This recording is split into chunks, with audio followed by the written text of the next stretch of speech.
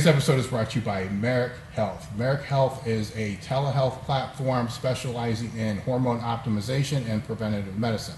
They have two different tracks that they operate from.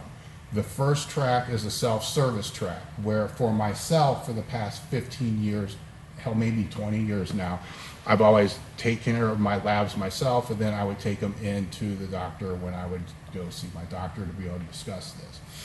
With the self-service, that's basically what it is. So if you go to merithealth.com/table talk, you'll see a panel that we set up just for you guys and for people that really don't know what they're looking for. They're just tired, they don't feel well, they know something's wrong, or they want to get more out of their training to recover better, or they can't get hard. You know, whatever the reason is, this panel that's set up tests for testosterone, free testosterone, and total estrogen, progesterone, prolactin, PSA, FH or FSH, I always mix those up, T3, T4, DMEA, which is a big one for me. That's one of them that I have to personally keep high. Your lipids, liver, cortisol, all the important things that are in there. With the self-guided, if you get the panel that we set up, you can add the report to it. So $50 more, what you end up getting, mine was like 52 pages. So you get a report explaining what each variable is, where you stand as far as high, low, and then things that you can do to improve that variable. This is better than getting your panels done, like a lot of you guys are doing. I'm gonna lecture you here for a minute. Getting your panels done and then going to your online coach and saying, here, look at my blood work, what should I do? And by the way, if you are an online coach doing that, that's called practicing medicine without a license. So you might want to think twice before what you're really doing with that. So that's if you're using the self-service. Merrick also has guided optimization, where they'll hook you up with a patient care coordinator. You'll get in touch with them, talk about what your training needs, talk about what your hormone optimization, preventative medicine, all of those needs. They will help you put together a panel. Then you run through the panel, discuss the same thing that I just talked about that's in the report, more different options with the report, and then they can put you in touch with one of their hormone specialist practitioners that can either write the prescriptions for what you need or let you know what supplementation that you should do. So this is a full service thing. So go to merithealth.com/table talk. Now, on to the show. Today's episode is brought to you by elitefts.com.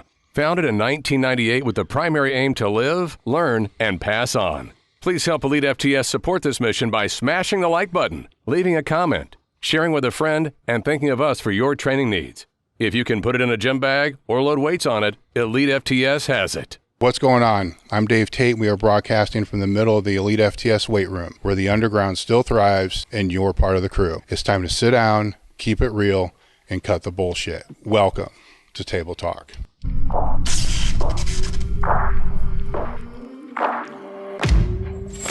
All right, guys, we are back. This is Dave Tate's Table Talk. My guest today is Big J. This is going to be a pleasure having you on here. You know, I got stories to tell. You got stories to tell. This is going to be a good time. It's an honor to be here, for sure. Yeah. The elitefts.com is the one hosting the show. I mean, it should be kind of obvious, but it is. And we have a discount code for you for your first order, which is Table Talk, which will save you 10% off your first order. I also want to take a moment really quick to thank our crew members. We set up a crew that, if you've been following the podcast, as soon as we hit 200 members, we will start doing extra episodes just answering those members' questions. So right now we're at 143. So I want to thank the 143 people that have subscribed and joined the crew. We're also stuck at 143. We've been stuck there for about a week. So what we've done over the past couple weeks that y'all might not be aware of, is we also set up a Discord server. So as soon as you join the crew, you're going to get 23 of my ebooks at no cost, but the crew kind of costs. So kind of no cost. So you get over $500 worth of my ebooks for being part of the crew. Then you also are a part of the Discord server that we set up, which is actually pretty cool right now because there's a lot of communication going on there, people helping each other out as far as their training goals. Q&As that are going on in there, talk about the podcast, things that are going on with the podcast. We're trying to put more featured articles in there, and we're putting more ebooks in there. So that alone is worth way worth than what the crew membership costs. And I'm actually really looking forward into watching that build and watching that grow, because it's a direct connection with you guys, kind of getting back to, if you follow the company for a long time, we used to have a Q&A where we are constantly answering people's questions. And I kind of see this is where that's going to go. And the correspondence and the communication that's been on there with the members has far exceeded what I thought it was going to be. You're always kind of a little scared. Nobody's going to say anything, but they're all in there helping. And the coolest thing about it is we live in a world with training information right now where it's good and bad. We have too much information, which I think is pretty easy to weed through, but some people don't. And then there's too much snake oil salesman going on there. So people have a hard time figuring out what they should do, right? And a lot of people just want to be told what to do.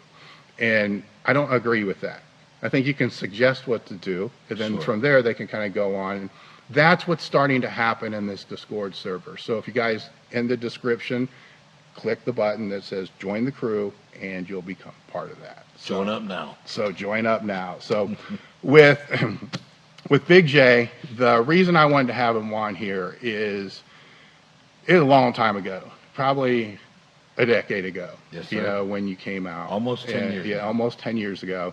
You came out, you were with a supplement company, and we talked for a little bit, and I liked what you were doing. I liked what you were talking about, because we're about the same age. Yes, sir. We're following the same path. But then recently, following your Instagram and seeing the shit that you're doing in the last 2-3 years, really. Yes, sir. It's like he's kind of doing the same thing that I'm doing.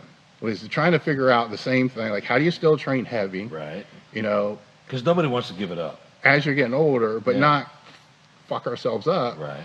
In the process. For our next 5 years. Yeah, so we can keep doing it. For the next 5 years. For the next rest of our life. Keep going for the next 5 years, over and over and over. So there's a lot of value in that, because there's conversations that we'll have about what we're doing now, but then how we are still able to do this when we're in our 50s.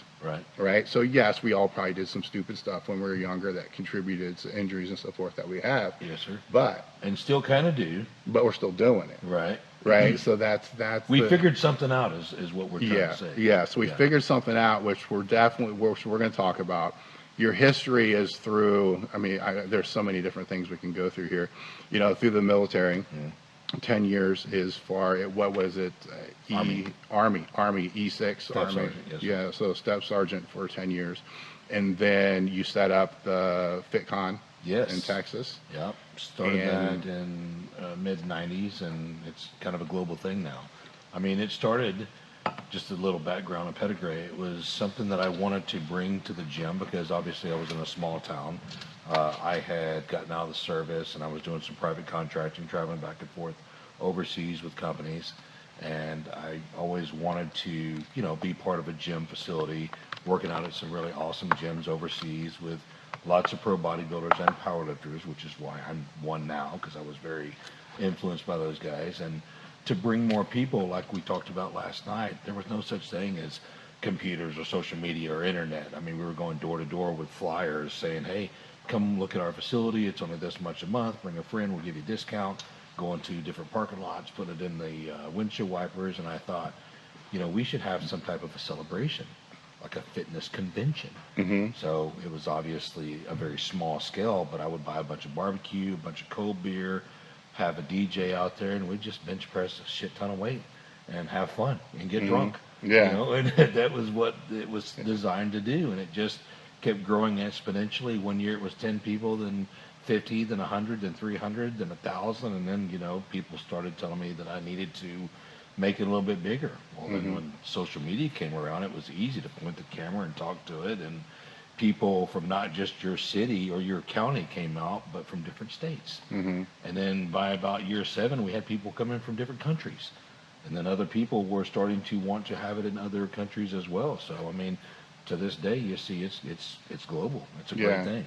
So you've been around the industry, just bodybuilding, strength and training at a serious level for decades. Since 1980, 80 was when I Yes. first started working out, but like really getting involved when I started competing in bodybuilding in Germany when I was stationed over there, 86 and 87, when you would oil up with some spray pan and stand in the hallway and they would say, okay, number 7, number 12, number 15, you suck, go home. Yeah. That was pre-judging. Mm-hmm. And then the rest of them would get to go out there and, of course we didn't know what we were doing with dieting, drinking milk and, our fatness, which would, look at as obesity today's standards, but the leaner than the other people and, with our beach tans and then be judged and go home and eat cheesecake. Mm-hmm. It's obviously been something that I've enjoyed doing all my life, Mm-hmm. literally all my adult life. And now your connection is with Eminent Nutrition.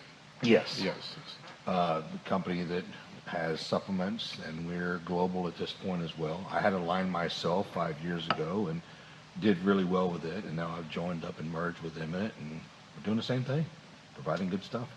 And then the other accolade, I guess we should put in there for those that don't know, I'm just kind of laying out a list of stuff here, Sure. is your training part. You've been on and off training partners with Ronnie Coleman for how long? I met Ronnie in 91 when I was home on leave after being deployed overseas, and then we became really good friends a couple years after that, and then we became training partners after that. I mean, his best friend became my best friend, and we kind of introduced each other to each other and started training on and off together, and then eventually our last, I don't know, we've been training together for the last 7 or 8 years pretty much every day until his last surgery a few months ago, and now he's, taking his time getting back into the gym. Mm-hmm. But man, I could tell you some grumpy old Ben stories from those days. Oh yeah, we're gonna Good get to some of times. those. Good Then times. there's Branch, Yep. Warren, and Johnnie Jackson, Yep. and Branch literally tried to kill me every workout, mm-hmm. and I, of course, returned the favor. So that's why it made it so much fun, because it was literally, it was just a destruction, and murder and mayhem and explosions, and people would actually avoid coming to the gym while we were training because they didn't know if they were going to get hit by a flying dumbbell or get punched in the face for interrupting us. How we train. Yeah. And of course, it's way calmer than that now. But now we have people coming to watch us train. Mm-hmm. And of course, the social media it's out of control. So how did you first hook up with Ronnie? Let's see. We were squatting in the back. I'd never met Ronnie before. Had a lot of weight on the bar, 585, something along those lines. And I was still in the military. 185, 190 pounds, because of course you can't be a big body. Well, nowadays it's different, but back in the 80s, there wasn't any gyms to go to, and you could work out on your own time and maybe do okay in a competition if you had enough time to go. Now people get all that luxury anyway. Mm-hmm. I was home on leave. I believe I was going to a concert and visiting some family, and I went to work out. We were squatting, and Ronnie, if you know Ronnie, he gets this look on his face of, he smells something that smells bad. He's looking around. And I'm looking at him, and he's looking at me with that look. And I asked, the person I was training with, what's he doing? I think he's dissatisfied with something. So he comes over and he goes, hey man, how come you squat so much weight but got little bitty ass legs? I said, oh no, how come you're so big, dude? And then he laughed and said, we're going to change your training up. And from then on, it's been an amazing relationship. Mm-hmm. We became best friends. You can see us together at, different events. And every time he goes to the hospital, I'm there with him. And I love him. Love him to death, man. Best friend in the whole world. What did you change with your training after he told you you had skinny legs? I didn't know what I was doing, of course. Training as heavy as I could for a couple of reps, and I consider myself a bodybuilder because I've been on stage. He, of course, the greatest of all time, still is the king of bodybuilding, knew and still does know what to do, and it was going from heavy weight for a couple of reps to heavy weight for a bunch of reps. Mm-hmm. So he said, take a couple 100 pounds off and do 20 reps. I said, say what? He said, no, do take it down to 315, 405 if you want, and do 20 reps. I had never done 20 reps of anything in my entire life. And that was a changing point of my physique and my whole mentality. Mm-hmm. And now almost everything I do is high reps, except for my power movements that we talked about last time. All accessories are high reps. Yes. But not squats. 20 freaking reps with squats, and he made me do that, and my legs started growing. A progressive overload. It's like a soccer player's calves. You know, it doesn't matter if you train your calves or not. If you run every day for 5 to 10 miles a day, something's going to have to change. Yeah. Adaptation. You know, something's going to grow when you progressively overload that. So when were you introduced to serious training or hard training? Because it was in the military, or was it kind of dabbling in the military and after? Big time, because my workout partner, George Ulrich, that was Mr. Germany in the 80s, introduced me to Vince Taylor, a name you probably know. Yeah. 5-time Mr. Masters Olympia. Good friend to this day. We still text back and forth on Instagram. I trained with him several times in Germany. If you see one of his posts, you'll see me hashtagging Berlin Brigade. That's what that's where he was stationed at. Or at. He wasn't stationed there, but he lived there, and I would go to visit one of my buddies in the military. And so I trained with him and wanted to be like him. You know, he had this enormous bicep, belly, and every muscle. His chest was huge. You know his physique, one of the greatest physiques of all time. And I just thought, you know, I weigh as much as you do, and I look like shit. How do I look like you? And so starting to train like those guys in the military. And then, of course, meeting Branch and Ronnie. And I'm thinking, I don't look like that. How do I get there? And finally getting the knowledge of this is what you have to do. That mindset that you had in the military to never quit needs to be instilled into training as well. And if you don't, you're never going to succeed, or you're not going to reach those goals that you are dreaming about. Were your gains held back while you were still in the military, though, Absolutely. because of the cardio that you had to do? Absolutely. The road marches and the PT and the freezing cold weather and the lack of nutrition. I mean, we just, in the 80s, we didn't have that type of freedom to do what everybody does nowadays. You know, you got access to anything and everything now, no matter what you're doing. But back then it was, you know, you wake up, you do your PT, you work for the military, you go to bed. You don't have any free time at all. So they have more free time now in the military? Big time. Yeah, big time. Yeah, and I hate to bag on them. They do a great job, and God bless them all. But I mean, as far as like the freedom that we had back then as compared to now, none.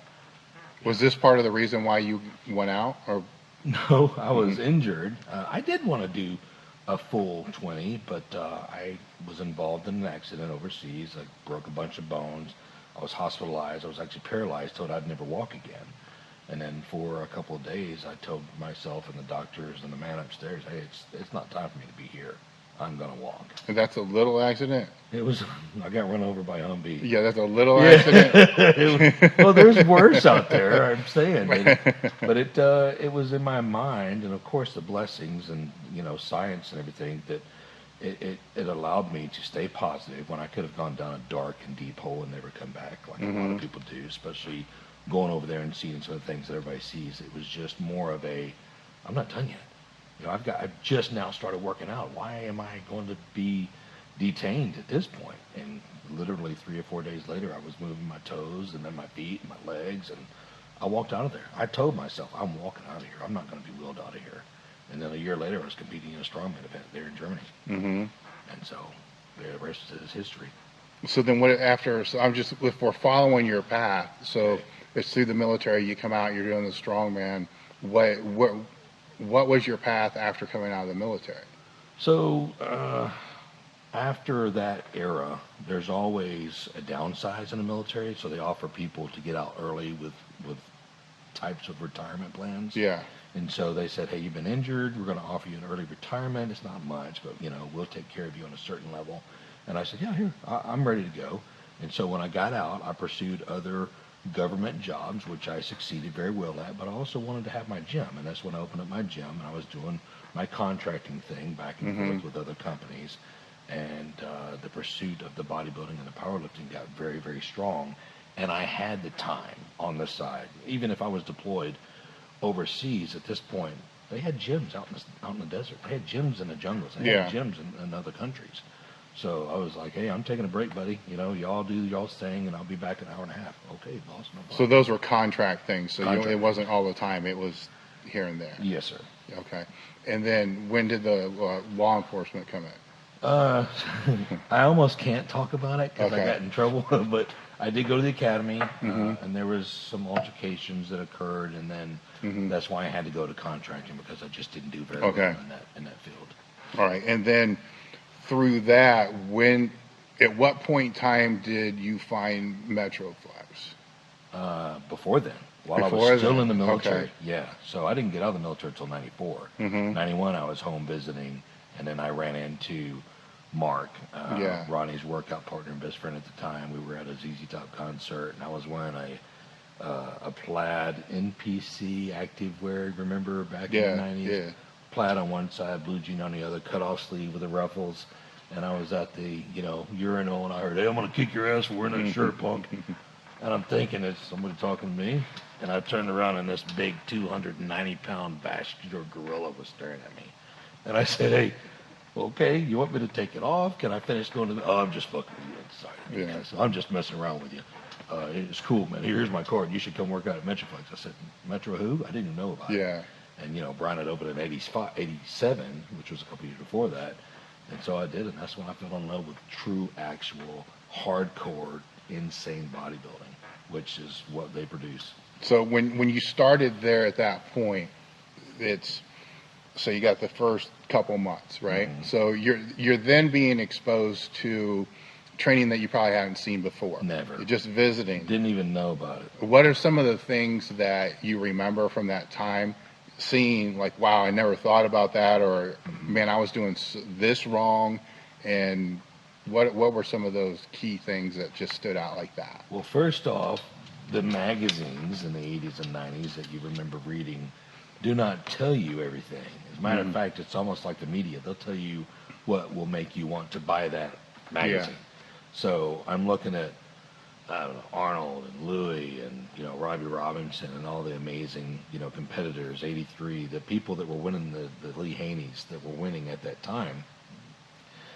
And it didn't show Metroflex Gym in any of that. It was all just pretty flexing and oiled down and, Yeah. But then to see what was going on into the construction of that type of physique, it was damn near scary. You know what I mean? I'm an intense guy. I really am. I love it. I'm a hard charger, but holy shit, you have to do that to get that? Not that I didn't want it, but I thought, let me get my P&L list out real quick. The pros and the cons, the profits and the losses. And as crazy and stupid as I am, I thought, fuck, I'm going all in. Let's do it. And I was caught. I got bit by the bug. And you can ask anybody in that gym. I've been a 30-plus year member, die hard and always there when I need to be there. Yeah. Was that the... Gyms are weird, right? Because you have different little subcultures in the gym. Was that the majority of the gym? Oh, absolutely. That mindset? It's almost like a cult. I hate to say it like that, but you can't go to, and I'm not going to mention any other gym's names, but a corporate type gym and see anything that goes on in Metroflex Gym. None of that. Because you get kicked out, probably put in a straitjacket or thrown in jail. You know what I mean? In gym jail. It's just not... You're not capable of doing that type of intense training. Now, there's people that look amazing and have great physiques, and maybe it's genetics, maybe it's the drugs, maybe it's a combination of whatever, that work out at the corporate gyms, and they look good, and they never yell, they never get intense, they never get psyched up, they have their headphones on, and they look good. Hey, God bless, man. That's great. You do what you got to do, but not me. I don't want to be that guy. I'm not the show-off, and I don't need the crowd. But by golly, you're going to know I'm training, and we're going to be doing this as a team. The whole gym is going to be involved. If I hear somebody yelling in the background, and there's like a bigger weight going to be lifted, I'll stop what I'm doing to go cheer them on. Let's go, motherfucker. Let's get this heavy-ass weight. Let's hit this PR. I don't care who it is. I don't care if I even know the person. That's what you get at Metroflex. You go to corporate family gym, and somebody starts yelling, "Hey, please, sir, the front desk, please, can you remove this person? They're distracting me." That should be encouraging you. And it does at Metro, but not at a corporate gym. So different strokes for different folks, I get it. You drive a Honda, I drive a four-wheel drive. You drive a 70 model, I drive a 2025 model, whatever. But I cannot get the type of results that I want in my physique and in my mind, the mindset that I want to train in at a very quiet, Britney Spears playing hospital type environment. Yes. Got to be some chalk on the bars. There's got to be some sweat slinging. There's got to be some cussing. Got to be some AC/DC. Yeah. Well, it's a cultural thing too. Sure, right? Is. So it's going to spread because when you first went in there, you didn't know that, right? Freaked me out. So that's all you're seeing. Like, what the fuck is this? Right? Yeah. But then after a while, you're thinking, well, this is what I have to do if I want to look like what they look like. Yeah. You know, because it's how it is. You know, and then it just trickles down to each generation that comes up proceeding. Yeah. You know, I think didn't Josh Bryant come out through Yes, there? he did. Yeah, you know, sure did. so He's got a lot of clients still from there. yeah, so it comes through there. How did you then hook up with Branch? Because Mark was his mentor, helper, guide, big, uncle figure. And I was training with Mark because Mark and I were best friends. He passed away in 2007. They were workout partners. And at one point, when he walked in, first off, was like, Jesus Christ, where did he borrow those trees from for his legs? I mean, even at an early age, young, I'm talking 21, 22, 25, he had monstrous legs. And I thought, Ronnie's right. I do have sticks compared to that. And of course, I've never caught up to him, but it was the intensity that I understood that even though those may or may not have been genetic or whatever he was doing to get those, I saw the intensity that he put forth into building his entire physique. And that's what I needed and I wanted and I craved. And, I went from 195 to 200 pound weakling to a 300 pound toad, but I built a lot of muscle. And then would cut down to a higher body weight on stage. And that was the deal, you get heavier and then you get bigger on stage, build more muscle. Yeah. Not to the extreme that we did back then, and you realize it was too much. But of course, you have to sacrifice some of the cuts and the vascularity and the health. What's too much though? Right. That's the question we've been talking about all weekend. What is too much? Where do you draw the line? Yes. So it's let's say you diet down toward, let's go mid-career bodybuilding career. So you diet down and you're on stage at how much? 220, right? 212, then what do you end up being on the off season? Oh gosh, I'd try to hit 300 just because everybody else was 300. So then going back down again, it's 60 pounds, right? That you need to drop. How long do you give yourself? Depends on my key on diet prep or contest prep would be if I'm 20% body fat, I give myself 20 weeks. So a percent a week. Which it's impossible. You're not going to drop percent a week, and you're not going to. Well, you're not going to go down to zero either. Right. So yeah. So you have a huge buffer. Yeah. And that's what always worked for me, because I always got to 18 to 22%. But when my body started achieving a more muscular, grainy, even when it was in the off season, I started getting contracts to guest pose at 265 and 270. The maturity would take over, and my body fat wouldn't be as high. I'd be 12 to 14% at 280, 290 versus 30%, or 25%. And I know I was that high at times. I couldn't even see my toes, much less anything in between. Well, was it the maturity, or was it just you can't guest pose if you weigh 312 pounds? Well, you can't guest pose at 300 unless you're Dorian or Ronnie. Yeah. Yeah. I think because of the training, the muscles were maturing so much more. Yeah. Because, at going from 180 to 300 versus going from 240 to 300, there's definitely going to be a whole lot more muscle maturity when you're at 240 and shredded, versus 180. You know what I'm saying? Yeah. 60 pounds. Yeah. What were some of the commonalities between all you guys that were training there as far as just say off-season training to get bigger and stronger? I mean, we can sit here and say heavy, lifting heavy and that kind of stuff, but what were like go-to movements? What were things that you didn't do? Like you would make fun of somebody for doing what are you doing that shit for? Do this. Yeah. So what were like go-tos? You're going to laugh. Powerlifting. Yeah. Power builds size, obviously. Yeah. So, and I still to this day have a power program that I follow every week. And it was just something that I loved because I like lifting heavy as fuck. Pardon the French, but I do. And I'll do it tomorrow, and I did it yesterday. I'll do it until I'm done. That, to me, builds, not without accessories, but that, to me, will build thick, mature muscularity versus, okay, let's not go over 135 and let's really contract the muscle, guys. What kind of muscle are you going to build with that? Tight, hard, thin, little. Yeah. But we were going for the monster size, To this day, people still want to be 300 pounds on stage. It's not really possible. Yeah. maybe the 0.00001% of the bodybuilders in the world, but I was wanting to be the mass monster, and I was always one of the bigger guys later on in my career, not obviously up front, but power movements, deadlifts, squats, bench press, everything heavy as fuck. You just did not lift light and expect to get big muscles. It's not possible. But to validate that, I remember one of the first WPOs, it wasn't probably the third or fourth it was one of the first WPOs at the Arnold, right, when it was in the side room and the big ass lights and all the other stuff. And Johnnie Jackson was lifting in it. Yeah. Because I remember seeing him in the warm-up room, because we had some lifters lifting Such in a there. monster, Johnny. And I'm looking at him, I'm like, who is this big motherfucker, man? With muscles. Big motherfucker, Shredded. man. Big. And I think one of our guys were in his class, and it's always an interesting thing, because I said, don't worry about him, he's too big. He's not going to win. He's going to do very well. But every time I've seen somebody that big, that full, that round, they're typically not winning, than me, because they train different.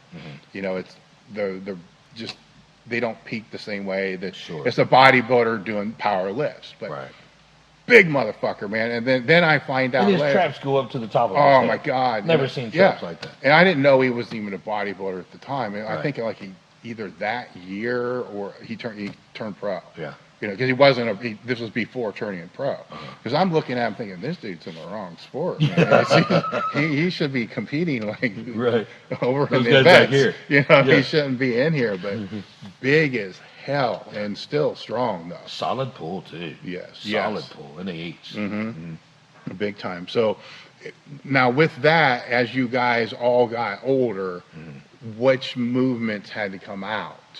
Or did none of them have to? Say with Branch and some of the Ronnie and so forth, at a certain point, a lot of the big compound movements behind a neck press. You want to know the truth? Yeah. We still do everything. Yeah. But the older, and here's something that I really want to validate, because where I'm at, and older than most of those guys too. I am older than those guys. Ronnie's got me by 1 year.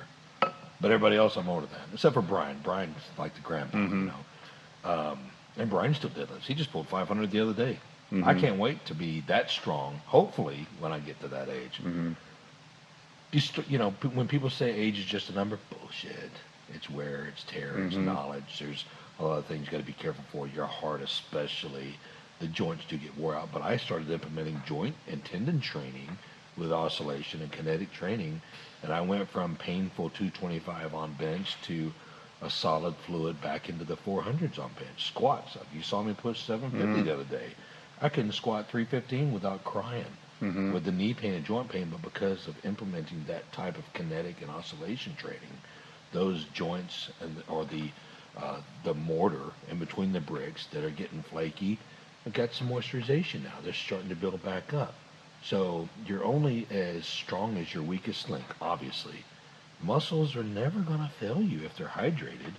So let's start working on the problems, the joints and the connection. When someone says, oh, I tore a pec, did you really tear your pec, or did you really tear your tricep, or did you tear the insertion, the little hard brittle part? So if we can start training those insertions and getting them stronger, guess what? You get to stay almost as strong forever. When you say implementing, what do you mean? Define that a little more.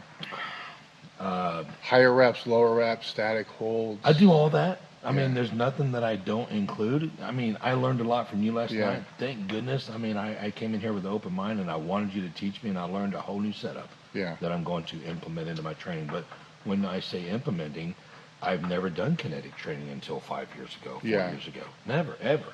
I mean, it was introduced to me, and I thought, I'm not going to teach that. That's stupid. I'm old school. I'm an old dog. You can't teach an old dog doing tricks. Well, then you finally figured out that you're dumb, and you're closed-minded, and you're going to go ahead and die dumb. Why don't we die smarter? Stay open to some of this training. So with the bands, the kettlebells hanging, the weights shaking, again, working on more core as well as the tie-ins and tendons, making those joints stronger, and it's possible, of course, unless it's just torn apart, then you can get just as strong. Well, let's take the bench as an example, because I have a poverty bench right now, right? So did you quit doing the barbell work and just do that, or did you For a whole year, I did. So you did. So you quit all barbell. Year. I took all the hard bars out and just used kinetic bars. And I went from pain on the hard bar to I don't like using a hard bar anymore, but I will. But using it with the knowledge of, okay, this is going, and I don't want to hurt anybody's feelings. Yeah, okay? yeah. So using a bar, think about you driving a car. You're doing 10, 15, 20 miles an hour, and you're in drive, and then, hey, I want to go reverse, and then you put it in reverse. What happens to that transmission? It may hold up, but you're starting to shear all the clutches that you're supposed to engage when you go from park or reverse to drive when you go into neutral, so it slows it down. So benching or squatting or deadlifting is not as much. But so when you go down, there's no clutch. You hit and you go. So the joint's taking like a beating. With kinetic and oscillation, when you go down, there's a fulcrum movement, and so you got a little more gravitational sway at the bottom, but it's not like getting punched in the face. It's kind of like being just pushed. So the same thing, there's a clutch engagement when it goes down, and you go back up, and there's no pounding. So for 1 year, I did the kinetic training. I came back 100 pounds stronger and everything. All right, so with kinetic training, are you just talking the bamboo bar with hanging bands, or also like the Tsunami or Rhino bar? All of them. All So of them. I would implement the bamboo bar with hanging weights. I would implement the Rhino heavy, Yeah. the Rhino Flex bar, which you actually put plates on. Yeah. It's a very light kinetic, you know, it'll bend just a little. You can pull the weights out to make it bend more. But to me, to squat with that bar hanging down and the weights going every which way but loose is the greatest training that I've ever done in my entire life for my joints and tendons and core. You know, people say, "Oh, you're a big fat guy." I stand up, I got a six pack. And yeah, the superficial, external, but my heart and my kidneys and my organs and my lungs are doing cool too. You know, I'm a heavier guy and I like being heavy. And there's a point that we draw the line to go, 285 is a little much. Let's go back. And it's hard for me to cross that line. And I understand I have an issue with that mentally to be not big J anymore. Yeah. Medium J, you know, or small J. But for me, it's if I'm healthy and I'm taking my blood work and I'm getting, you know, EKGs regularly and everybody's looking into everything about those liver functions and everything checks out, hey, if something kills me, it's going to be by surprise because I always check everything. Yeah, being older, I mean, we're close to the same age. When did you start actually getting blood work done? Was it before it became this popular thing now? No, or? good long story. I'll try to make it short as possible. So after my last guest posing in 03, late 02, in that era, of course we were riding gear. I'm not going to say everybody was. I was. Yeah. You know, I was taking everything I could to be 265 pounds shredded on stage because that's where the money was. It was a whatever it took attitude. Well, after that, and I got really, again, I don't want to hurt anybody's feelings, but the organization was getting a little money hungry and not caring about the competitors, in my opinion, and a lot of politicism. And, you know, it was just a fun thing anyways. I wasn't trying to be Mr. Olympia. Mr. Olympia was my workout partner. That's his job. You know what I'm saying? Fuck that. I'm not going to try to beat that dude. Have you seen him lately? So I'm just supporting him and having fun along the way. And I have my other businesses and jobs on the side, or for my front money. At that point, I told myself, what type of financial monetization is bodybuilding going to hold when I stop guest posing and competing and lifting really heavy with my job? None. So why spend all this money on gear when I don't know where it was made, who I was buying it from, and why in the hell was I still putting it in my body? So I stopped cold turkey. Just like I stopped chewing tobacco the day my last daughter was born. I went cold turkey. I can do that with what I want to do. Now, you put rum in front of me, I'm going to drink all of it. You know what I'm saying? But you don't want to stop. But I don't want to stop. That's right. So I just stopped cold turkey. No ibuprofen, no aspirin, no drugs, no nothing. So for 4 or 5 years, I was just Mr. J, you know, that's the old regular old guy that has a gym. He looks okay. He's still pretty strong. But that's a working class man. There has to be those kind of people in the world. About 4 or 5 years later is when I kind of started my YouTube channel, and that was starting to get popping and hopping, and people were reaching out to me, and hey, the Hodge twins this, and CT Fletcher that, and, you know, all the big popular channels. Excuse me. And I got hired by a supplement company. And so they flew me out to their location, and when I walked in, I was the smallest guy in the room. And I didn't have a vein in my arm, and I had a gut, and I was like, what the fuck am I doing here? I used to look like you, and I didn't want to be that guy. I used to. So I didn't used to. I went back home, and I went to my local dealer, and I bought a bunch of shit. And the first couple of days, I was just like, oh, my God, I feel like hell. I've never felt like this before. I probably took too much of everything. And so literally I tried it for 2 weeks. I probably nearly killed myself. But after that 2 weeks, I started asking people, hey, have you gotten off gear and gotten back on it and this, that, and the other? And I think I had a doctor friend that said, don't do that. Talk to one of your clinics. Back then they were car salesmen like we talked about earlier. Talk to one of their clinics, get your blood drawn and see what you need and what you don't need. Because you may not need this, but you might need something else. I was like, yeah, it sounds like a good idea because I feel like I'm dying. So I did, and that was like 2009, 2008. That's still ahead of the curve, though. Still way ahead of the curve. Nobody was talking about gear, much less getting checked out for gear. And so I did, and then the car salesman, the dealer, whatever they were called, the clinic called me. It was like, hey, it looks like you qualify for our premier package. Shit. What package is that? You get a free car, and so they said, you can have whatever you want because you're low. Well, low in what? What does that even mean? And so I bought into it, and it was hopefully quality stuff versus whatever somebody made in the sink last week. And, I started taking that, and I was thinking, this is not right either. I don't not feel as bad, but I need protocol. I need help. I need direction because I'm not a chemist. I'm not a doctor. I'm just a worker.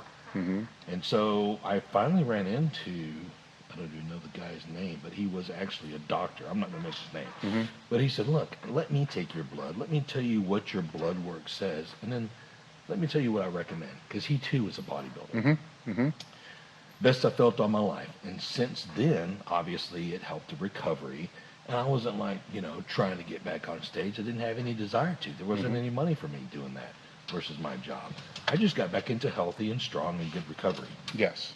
And so that was the bottom line. From probably 10, 11, right when I first met you on, I've been on what people now call TRT. Well, I think that's where a lot of people are screwing up is the majority of the people listening to this, they're not competing. They just want to get bigger. They want to get stronger. They just love training. Because the people competing already have it figured out. They think. And there's the risk-benefit profile. Most people don't want to go that far. But they're still, buying shit from the local guy, making it in their bathtub or not knowing what it is. And then taking advice from people that really don't know what's going on to where when we were younger, right, there's room for error. I probably shouldn't say this, but there probably was room for error. Like you can fuck up. Still is. And, take way too much. And as you get older and the more you do this, one of those things that if I could go back, I would worry more about the optimization of the shit that I was using. Because we're smarter now is what you're saying. And not just the fucking dose. Yeah. Because you kept thinking, well, if I want to total this, I need to do this. A lot of assumptions going on there. But is it even real? Is it the same as what you took last time? So it was. Is it actually going to work so I can get that total? Well, I'm able to squat 800 instead of 750 or whatever. Some of the fucked up advice I used to give back in the day, right? Was if you were to buy orals, like say you're going to use D-ball for 16 weeks, then take every bottle you have, open them, put them in a sandwich bag, shake it all up, and then put them back in the bottles. Because assume 2 of the bottles are fake. And you don't want those 2 to be the last 4 weeks of your training because you're fucked. So you got a 50-50 thing. Same thing with the injectables. It's like, okay, you buy yourself a 50cc bottle. You take all your 10cc bottles and you pump them all in the 50cc bottle, right? Or the ampules. You're welcome, everybody. Here's free advice. The ampules, because I don't even know if they have ampules anymore. I haven't seen those in years. But you break the top and cut your finger and fucking get on the glass floor. in the deal. Licking your hand because the Stenox broke all over the fucking bottle, or you couldn't what was the brown one, the Primo ball? You couldn't even break the motherfucker. You'd have to take a scribe. But with all that, you're like, well, what if if I got 12 of them? What if 5 of them are fucking fake? Right. Well, I need to put them in a bottle, and and kind of go that route. And that's like gangster. Some of them at home are going. Well, it's the truth. There was one time that I was training for a meet, and something fucked up happened, like at the 6-week out point. At that peak point, like everything, because it's all based upon recovery. This is kind of where I was going. If you're recovering from week to week, now bodybuilding may be different, but if you're recovering from week to week to week, there's no need to increase anything. Sure. Right now, if you're not, then More is better. I would never go dose. I never even worried about the dose, because if it started at 600 milligrams per week or whatever it was, that's not relevant. What's relevant, am I recovering? Right. Okay, I'm recovering. All right, then maybe it's 600, maybe it's 400. Who knows what it is? Sure. All right, now if I'm not recovering, then I need to take, and people would say, how much are you taking? And 1,800 milligrams. Yeah. Oh my God, that's a ton. Yeah. But I'm not recovering the way I was the last time I took the stuff, and it was only at 600. Exactly. So it's probably cut. And that's when I started mixing the bottles and all the other kind of stuff. Right. Whatever you do, don't stack. What are you talking about? Don't stack. It's all in there. This kitchen sink, salt, pepper. Well, that was another thing too. Is I never pulled a compound out. Because what if it was the only one that was working? Right. And then I pulled it out, I'm fucked. Yeah, And right. you have a couple meets to where I think what happened is I ran into a fake bottle that was running in that one period, and the recovery just tanked because everything else was on point. And I was like, I got to find this better way. Sure. Where, I mean, this is a fucked up hack way to do it, but now, I would optimize it, because there's, like I spoke earlier, there's americhealth.com/table talk. But there's ways to optimize it. And when I first came to Columbus, I hooked up with a doctor I've had since the 90s, and it was being safe, not mitigating side effects, of just not doing enough to get the side effects, which is a different thing, which I just ignored for most of the time until it became important. Yeah. But then that's when, over a period of time, it's like, there's a balance here. Yeah. And it's not, hey man, look at this, my total testosterone is 2,800. Sure. Well, mine's 4,500. It's like, but you're all getting your ass kicked by the person that's like 1,200. Sure. But all the other shit is optimized. Remember what we were talking about last night? I would like to try to reiterate on that. If we knew how things were going with our drugs, then what we know now, would we take it to the next level? And both of our answers were yes. That's the scary part. That's the scary. If you're all in, like we talked about, and knew that if everything was working, and all it was another step, would you take the other step? With all those, take the seatbelt off, roll the windows down, take the top of the Jeep off, and just nail it. 180 miles an hour in salt flats. You may die, you may not. But what's the chances that you would say yes? I say yes. Back then, 100%. Back then, absolutely. Yeah. But But that's what's scary now, because they're still saying yes. It is. But it's the other thing that we were talking about is, if you think you're a person that wants to train heavy and train hard for as long as you possibly can, 50s into your 60s and later, then first off, you got to find some way to mitigate and optimize those things, where otherwise you're not going to be able to. Right. I'm not saying less that than 5 years. Yeah, exactly. Because it's when it becomes something that you love to the degree that a lot of us do, and you can't see, like, how am I going to live if I don't have this? Sure. When you've had it for so long. Right. I don't buy into that narrative. Well, just figure out how you can live without it. I don't buy into that. No, I won't. I don't think I can. I've been told that for 40 fucking years. Yeah. Like, no, obviously I'm not. I'm going to figure out how I can live with it the best way I possibly can, do what I love to do. And we figured it out because we're still doing it. Yes. You see the flash of the pans that do really good for a year, and then you never hear from them again because they didn't have that commitment or the dedication.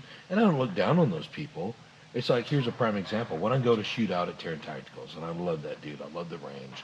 I shoot really good when I'm out there, training with all the greatest in the world. And here's them, and then here's me. But then here's everybody else. So I'm considered a really good shooter out there. And so Terran talks about working out every now and then, and he says something, and I'm like, well, why didn't you train today? Oh, well, I had this. Well, why didn't you eat right today? And I start dogging him, and then he goes, well, why didn't you shoot yesterday, Big J? And I'm just like, fuck, that's right. You can't dog somebody that it's not their lifestyle, like you and me. Yeah. I will die if I don't do this. Yeah. And it's not that I'm getting ready for the next meet, because there probably will never be another meet. I'm not getting ready to get back on the next platform, because I won't. It's just the love of this that I have that I don't have for really not much else in life. Of course, we have to put that all into family and jobs and finances and friendships and businesses. But I don't think there will ever be all in for anything ever again the way we had 20, 30 years ago. I like the example you just gave a lot, right? Because that resonates a lot with me, because I know for a fact I don't go to a range enough to even maintain my skills. And it's like, whoa, shit, now wait a minute. I just happen to be lucky enough to be good. Yes. But not great. Yeah. Because they go, okay, Big J, go ahead. Good shooting. Get him off the range. Yeah. He's wasting our time. But it's a skill that's training, right? Yes. It's a skill that you always maintain a base, right? Sure. And you can get it back pretty quick, but you need the consistency to get it back, right? Do. Yeah. And hearing that is like, oh yeah, shit. That's a better example to try to explain what we're talking about to somebody else than saying, well, if somebody really likes hot rods, that doesn't resonate as much as that. Because not everybody likes hot rods. Yeah. Most people, they see the key, they see the card, they need to go to work. They don't give a shit. The suck, pop, bane, electronics, pistons, everything. Yeah. But shooting definitely relates into this. Oh, most definitely. I mean, somebody that's practicing their skills every day is, you go out there, you're missing the target. Right. Much less in the A zone. Where did that go, by the way? It's 5 feet in front of you. Where in the hell did you shoot and aim? Yeah, yes. You got to practice that, the aim. It's not so much the breath, but it's definitely the acquisition immediately. I mean, and you waste time from here to here, and then getting your hand placement, and then you don't want to pinch your thumb, and you don't want to like squeeze too hard or not squeeze enough, and then you're going here or down there. It's a process. It's like when you get on the bench. I mean, it takes me 30 seconds to a minute to set up because I want it perfect every time. It's not that I need to rush that, but it needs to be perfect. That's like drawing and acquiring and squeezing, and then back into the holster. Same thing. What are some of the crazy ass workouts that let me reframe the question. All of them? Yeah, I know. That's why I need to reframe this a little bit. Yeah. All my life, because I started this when I was really young, I was always told, what are you doing this training stuff for? The same thing that we've all been told, many times. Like, on your deathbed, you ain't going to be thinking about this. You're going to be thinking about this, this, and this. All right? Well, I've been in that position. And I'm telling you right now, for sure. I was thinking about a lot of this. So what are some of the things that you would think about at that time, the memories that would come back if you're laying on your death? Yes, you're thinking about your family and all. That's a given, right? Given. But what are some of the training things that would run through your head that will never leave? Oh, wow. Obviously, first and foremost, I still, if you're listening, man, you're definitely the biggest inspiration I've ever met and the best friend I've ever had in my entire life. So Ronnie is the very first face and voice and physique that I think of in bodybuilding, which is strange because I always idolized Dorian, until I met Ronnie. And I was just like, holy shit, Dorian who? I mean, I hate Dorian, don't get mad. But Ronnie was an alien compared to Dorian. And compared to the bodybuilders now. The type of workouts we had and the things that he would say in my mind still stick. Nothing to it but to do it. That's the number one quote. Not yeah, buddy. Not lightweight baby. Lightweight baby is kind of, global. Yeah. It is global. But nothing to it but to do it resonated with me. I think when I was about to leg press 2,000 pounds or whatever, and again, leg press is bullshit. It depends on the angle. You're just pushing it along the floor. But I was going for a PR, and I was wrapping up. It was like 2 or 3 o'clock in the morning, and I said, I'm going to do 12. He said, no, you're going to do 20. And I looked at him. He said, don't look, do. And so I said, are you recording? He said, get your fucking mind right. You're doing 20. And so I thought, okay, I'm doing 20. I made my mind up that I was going to do 20. I had beaten myself before I started by saying, okay, I'm going to do 12. And so that goes back to, and I did 20 easily, no problem. It goes back to him saying, I could have done 4 or 5 reps with 800 pounds when I squatted it, but because I put it into my mind that I was only going to get 2, that's where I stopped at. Because if you watch him squat that 2 reps, it looks like he's squatting 405 for a double and then racking it. And so getting into the mindset of hearing Ronnie yelling, yeah, buddy, lightweight, let's go. And then right before I do something, nothing to it but to do it. That's fucking right. There's nothing to anything except doing it. It's so cliche, so stupid, so simple, but you put that number in your mind within human ability, of course. You're not going to go squat 1,000. Well, some people do, but I'm just Yeah. saying, if you get your mind right, like he says, get your mind right, not to do it, but to do it, anything is possible. Anything is possible. And that's what comes up when I think about, okay, yeah, I did everything I was going to do because Ronnie told me to. You know what I mean? That's what I'll be laying there thinking. Thank God I met Ronnie Coleman. Now, with those sets that you were doing, so I would call that a challenge set. Yeah. Were those part of every leg training session, or were they sporadically put in there? Always. So every session. That sorry motherfucker, every time I would do something, I'm not calling him sorry, I'm just Yeah, playing. yeah.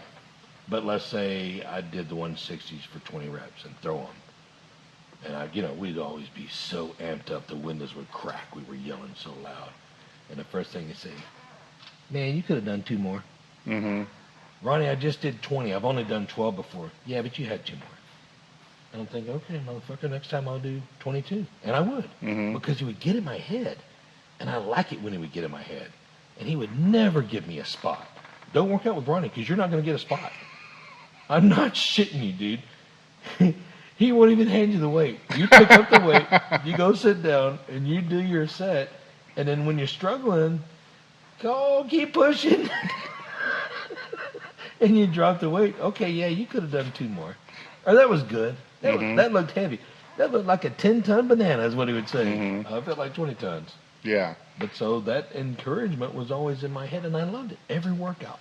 He always pushed me to that next level. I felt like I started growing more in 2015 and getting stronger in 2017 than I've ever been in my entire life. Because he always got in my head.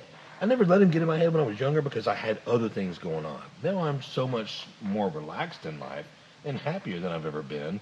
It's okay for him to get in my head. I want him there. Best friend.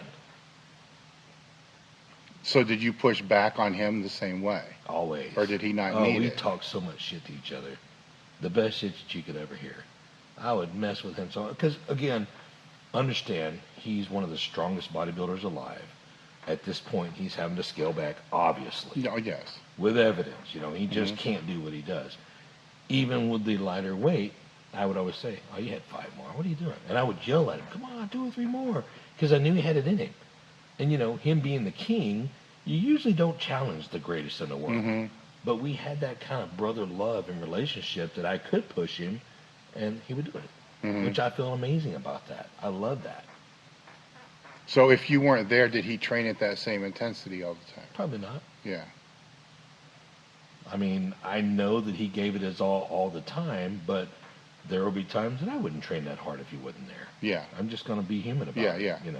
Well, what I'm trying to figure out is how this, because you can't push at that level, because it's, if we talk RPE, RIR, and all these different words that people use today, where those always get skewed to me is, well, what mindset are you starting with? Right. Because I can Who's RPE? Yeah, because I can show you a set of 8 with a neutral mindset, and I can show you a set of 8 with an extreme mindset, and probably somewhere in between. Sure. They're all different. One set of 8 could end up being 25. Sure. But I'm going to pay for that motherfucker.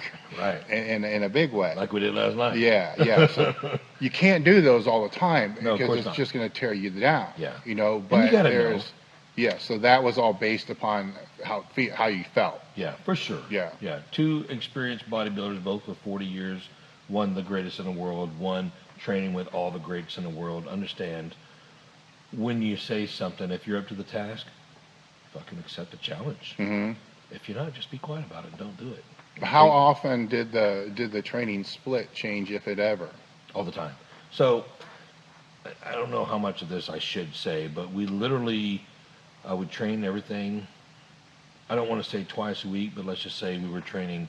An example. This is not exact, but let's say we train chest on Monday, legs on Tuesday, back on Wednesday, shoulders on Monday, Tuesday, Wednesday, shoulders on Thursday.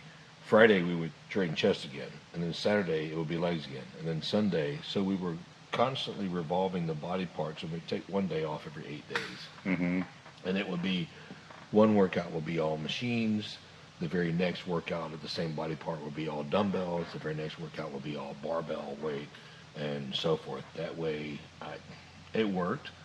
People say stop trying to confuse your body. Jay Cutler used the very same exercises for all of his Olympias, and still to this day, What works and what doesn't. But there's no wrong way, as long as you're not hurting yourself.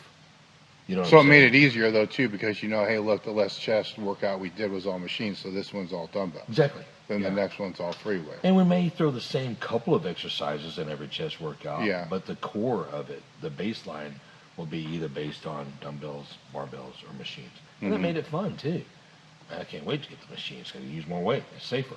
You know what I mean? Mentally, it's a little bit of a break too. For sure. Yeah. Where the barbells it's harder to recover from. Yeah, killing you. Yeah. And we would revolve. We mainly stuck to the barbells and the dumbbells, but we'd throw the machines in there as well sometimes. So that 8-day split, the body parts may change, but it's still kind of rotated on an 8-day split. The body parts always stayed the same, but the exercises changed. Okay, I get that. Yeah. But that never changed. So it wasn't like you were doing a 2-day split, 1 day off for some period, and then a 3-day. For like 3 decades. All right. The reason I'm throwing that out there is because that's where a lot of the beginners and intermediates want to get all confused. Change my program. Yeah. My body's getting used to it. Yes. Yeah. Like, do I need a 3-day split, a 2-day split, a 4-day split?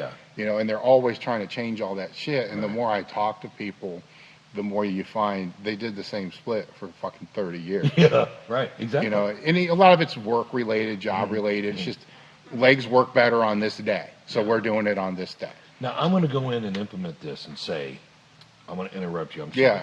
And say, I have several clients that I train. Some of them are cops, some of them are military, some of them are just regular people, and I don't want to call the common laborer regular, but they're the workforce of America.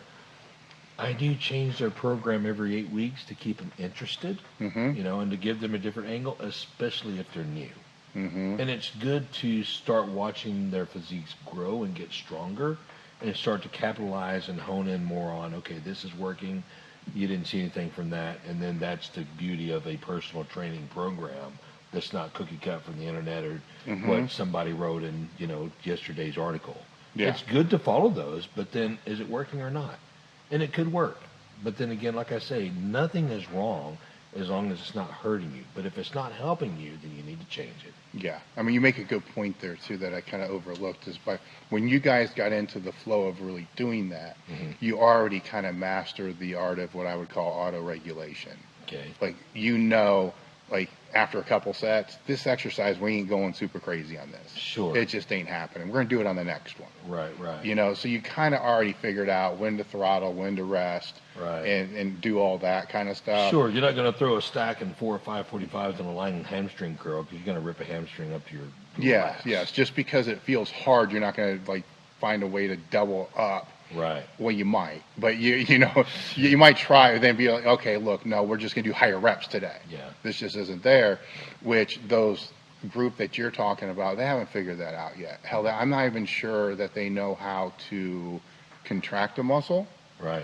Peak contraction. Right. And full range of motion or Absolutely. short range of motion. Yeah. A lot of things get lost. And a lot of nuance gets lost in training conversations. Right. Like Branch and Ronnie never did full range, for instance. Right. Okay. All right, but first off, can they? Have you seen how big their fucking arms are? Right. And do they need to? And what did they do for the other movements that day? Right. Because that's all you're seeing. 20 other exercises. They hit it from 20 different directions. Yeah, exactly. And that's not what lights you're looking for. So stop trying. Yes. So, but that nuance gets, like I said, it gets lost. Yeah. If it worked for Branch, it worked for me. No, not really. But you got to see the whole program and then try it and understand it's too much for you. Yeah. Too much volume. How did, just real oddball question, if they came in, because we live in a different world now, the social media world and all that. So people that are in industry, bodybuilders, even powerlifters, I mean, they're filming their shit and putting it up all the time, which I'm guilty of it. I know. Well, you know what? There's good and bad, right? So there's good if they have a sponsor and they need to rep the sponsor. There's more opportunity to be able to do that. You own a company, you're making your own money. Yeah, it's bad that they can't get too far out of shape and maybe they're going to overtrain if they're a power lifter because they're going to go heavy far too often. Trying to impress their crowd. Yeah, so we're going back to a time to where this didn't exist. Right. Right? And we did it for the love of it, not for the likes and views. But how did it change when they did come into film? Because he had a few videos that were done. So what was that like? That because now you got your animal cage, right? Basically, Sure. And now it's like, what the fuck are you people doing in here? Right. But he's got to do it because of the contract for the videos or whatever it is. So that's Branch. Yeah. Just in case you didn't know, that is who he is. Yeah. Long story long, when I first met him and started training with him, he literally hated life and everybody in it while he was training. Great guy. Mm-hmm. Wonderful dad, family man, businessman, great businessman. Mm-hmm. But I remember, it's another story. Jay Moore, I don't know if you know him or not, Mr. Texas back in the 90s, our training partner, part of our little trio that we had for a while. He and I like to, jackass around every now and then. Branch was so fucking serious every workout. And that's why he's who he is and I am nobody, you know what I mean? So we're doing, I think, bent over rows at my gym, not Metroflex, but my gym, Big J's Street Fitness. And so I think Jay was just farting. He had gas, he's farting. And I'm laughing like a kid, you fart, I'm going to laugh. That's just a funny noise. And so Branch, he just starts kind of spazzing out. And he's losing his shit. Hey, you motherfuckers, get the fucking serious. We're fucking training, dude. And I'm laughing like, okay, man, we're having fun. They were just warming up. Shut the fuck up. You know how he is. He's so intense. So that shit you saw in Generation Iron is really who he is. Fuck out of my face. We're going to do this. So I'm bent over and I'm doing some rows and I'm farting too on purpose. You motherfuckers. And so Jay goes over there and shits in his pants. I mean, literally, he's wearing white pants and he shits all down. He's like, well, I'm laughing so hard I can't stop. And Branch, if he had a gun, he'd have shot both of us. I'm telling you, he was so furious. Like a cartoon character, mad head pop off. Yeah. And it's just one of my favorite stories of Branch, how pissed off he got when he was training. He's no different. Get the fuck out of the way. Yeah. If you're not fucking going there my fucking way, that's him. And that's what I loved about him. When I finally realized, okay, I can't shit in my pants and train with Branch. I got to be serious about it. Yeah. And that's what the gains comes from. Back to what we filmed earlier. If you go into the gym, and I hate the social media. I do. I mean, it's a double-edged sword. You got to have it. Our catch-22, not double-edged sword. Yeah. You got to have it, but you got to know when to turn it off too. So when I'm going to the gym, especially training with Branch, even Ronnie, and I kid around a lot, but we get serious when we train, of course. Turn the damn phone off. Put it on airplane mode. Don't be reading text messages. You and I talked about this last night. Don't get so distracted that you're going to hurt yourself or somebody else in the gym. This sitting here on the bench press and, taking up space and text messaging your girlfriend, boyfriend, or business manager or whatever, that can wait for the 30 little minutes of the 24 hours or 45 minutes or even an hour if you train that long of the day, because you want to make money, you want to please your family. Do you not want to make gains? Why do you sit there and look at your phone the whole time? And I know I could beat this till it's dead, and everybody will agree, but the first person that agrees and says, oh yeah, Big J is texted during the first set of bench press, put the shit up, man, because it's going to distract you and you're going to hurt yourself. I told this story the other day when I pulled the hamstring. Was I talking to you or who was I talking to when I tore my hamstring? I don't know. Okay. What is it? So when I'm hacking, okay, I've got like 7 wheels on there, and there's kids running around the gym. And I was ready to have a badass hack workout because, those days I told you I only squat on one day. That was my squat for the day, the hack. I let them distract me. The kids running around the gym. I'm like, whose kids are those? What's going on? Hey, why don't you take care of your kids? And I go and do a couple of reps and think, well, shit, I never hurt myself. Why? I'm fired up. I'm ready. I'm nutritionalized. I've got my fuel. Next set, kids running around, there's people talking. I'm just the whole time. I'm letting that distract me. It's not my phone, it's the kids. For some reason, I could never focus. And then when I was walking up to my 9 wheels or whatever it was I did, I got slapped by 2 different people that I didn't even know. And I was just like, hey, who are you? Why did you slap me? And then my guy that always slaps the shit out of me is like, are we okay? We good? I said, yes, let's go. Slapped the shit out of me, got in there. And I'm focused. Okay, I'm ready to do this. We're doing 9 wheels. Down, balls deep. Here I come back up. Fired up, take a deep breath. Down, balls deep. Second rep, here comes the kids. And I'm just like, motherfucking fucking kids. And I'm going down and rip everything on the inside. I'm talking about my package, my hamstring, my quad, black within seconds. Because I was distracted. My fault. Not the kids' fault. I should have stopped and left or gone up. Whose kids are these? Please. I'm about to, somebody's going to get hurt. And I can't focus. It's my fault. So the long story short is, don't let those distractions come into the gym. Even if you're not a competitor or trying to get ready for a meet, you will hurt yourself if you're distracted mentally. You got to stay yes. focused. I mean, the other part of that is a lot of the reason people go into the gym is to get away from the distractions that they have in their life. So why bring it with you? Well, yes, because it's the only time that you may have where you can have all that other. I call it the void, and that would be like that set of 20 in the leg press that you're talking about. Right. There's a point in there after 3-4 reps where you lose focus. You're just gone. Yeah, you're blacked out. Yeah, which is a great feeling. It's the greatest thing in the world. It's that void of whatever it is. It's fucking awesome, right? Because you can do anything. Yeah. And then you only start to come out of it to the very end because you can't breathe. Right. It's like, oh fuck, I'm gonna die. Like then when you're like, well, how many did I do? Afterwards, you need a cigarette. Yeah. Yes. Yeah, and I've had that with max weights. I've had it with challenge sets, and I never know how many I did. I don't know. Did I get it?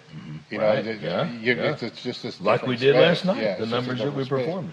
Yeah. But you also brought up a good point when I said put your phones up, put on airplane mode. You said you had an emergency rise. Yeah. If that's so important that you need to be contacted, leave your point of contact at the front desk. Yep. Hey, this is my wife or girlfriend's or boyfriend's or husband's number. Or, hey, honey, this is the gym's contact number. I'm going to be training, so call them if you need me. Well, my workaround for that at the time was the important people get a different ringtone, right? And then my phone is the music that would be playing through the stereo. Yeah. Right. So then everything else, it's just beep, beep, beep, beep, whatever. See, I'm not smart enough to do that. So then if that one ringtone is like, okay, this is serious shit. This one I got to check, right. And then that's kind of how I worked out of that whole thing, right. With that. But it still wasn't one of those things where I was checking it. Sure. It was just there. So if it rang, I could hear it. Well, you know how kids are these days. And I'll call them kids from 40 to younger because I've got kids that age. They are so easily distracted. It's like a dog, running and there's a squirrel. Mm-hmm. If that ringtone, I got to check it. You don't have to check it. I mean, you really don't. If it's an emergency, they'll start blowing you up. Again, leave your number at the front desk. Mm-hmm. Or leave your phone at the front desk. Hell, just focus on what you're there to do for just 30 minutes or an hour. You don't get distracted at work. You don't get distracted while you're banging, Yeah. You don't get distracted on the drive. Well, I wonder sometimes. Maybe they, they're fucking flipping through their phone. I was just saying that. I don't know. But think about a drag race. You know what I mean? You understand drag racing. Yeah. You're sitting at the Christmas tree. You getting your lights. Oh, hold on a minute. Hold the tree. You don't do that. Mm-hmm. There's a lot of dangerous shit going on right there at the tree. The reaction time, the clutch, the nitrous, whatever it is you're driving, how you're driving it, the release, the trans brake. Think of every lift as a drag race. If you're not right and you're not set and you're not mentally prepared, you are going to fail. Mm-hmm. If it's a real live lift. I know some people that are new are just starting out, getting into the gym, like us shooting, we need to practice more. But eventually, if you don't take it to that next level of seriousness, guess what? You can't be mad at anybody else for your lack of gains. Well, that's what we were talking about last night as well, is that the level of intensity somebody needs to train. Intensity is probably a bad word. Effort somebody has to train at to be able to make the gains once they get to a certain point, because you get the beginner gains, right? Then it gets hard, and then it's never linear. It's weird, but you have to train hard. Yes. Yes, and this is where it gets weird, because they'll say, well, what about this person? And that person would be what I would call a genetic outlier. Sure. So you're using that person as your example, right? It's that's healthy. not you, and it's not 90% of the other people. Right. A lot of these other people have to just simply work fucking harder, right? I get working smart, but one of the things that I've always said is, how do you know what working smart is if you've never worked hard and long? Damn right. You have to learn how to work smart. Yeah. And the only way to do that's a t-shirt. You see what I'm saying? Yeah. You can't just assume that what you're doing is fucking smart because somebody said that's what's smart. Right. You got to know what's dumb to realize what's smart. The experimentation. Yeah. Yes. And that changes. As we've gotten older, my next question to you was going to be is, what has had to have changed? At what ages, right? Because this is a weird one. Because at 40 it made no difference. It was not a big deal. Yeah. But like 45, things started to get a little fucking different. Sort of weird. You know, and Buddy Morris told me this, and he's one of the second strength coach to ever be hired. I believe he's still with the Arizona Cardinals now. Okay. Very, very prominent strength coach. He always said, just wait till you're 50. Wait till you're 50. And I'm like, no, that's bullshit, man. He's like, I'm telling you, wait. It's like that, and I'm like, motherfucker, when I think back. It's like they turn the page when you turn 50. Yeah. Wait. No, I'm not ready for that.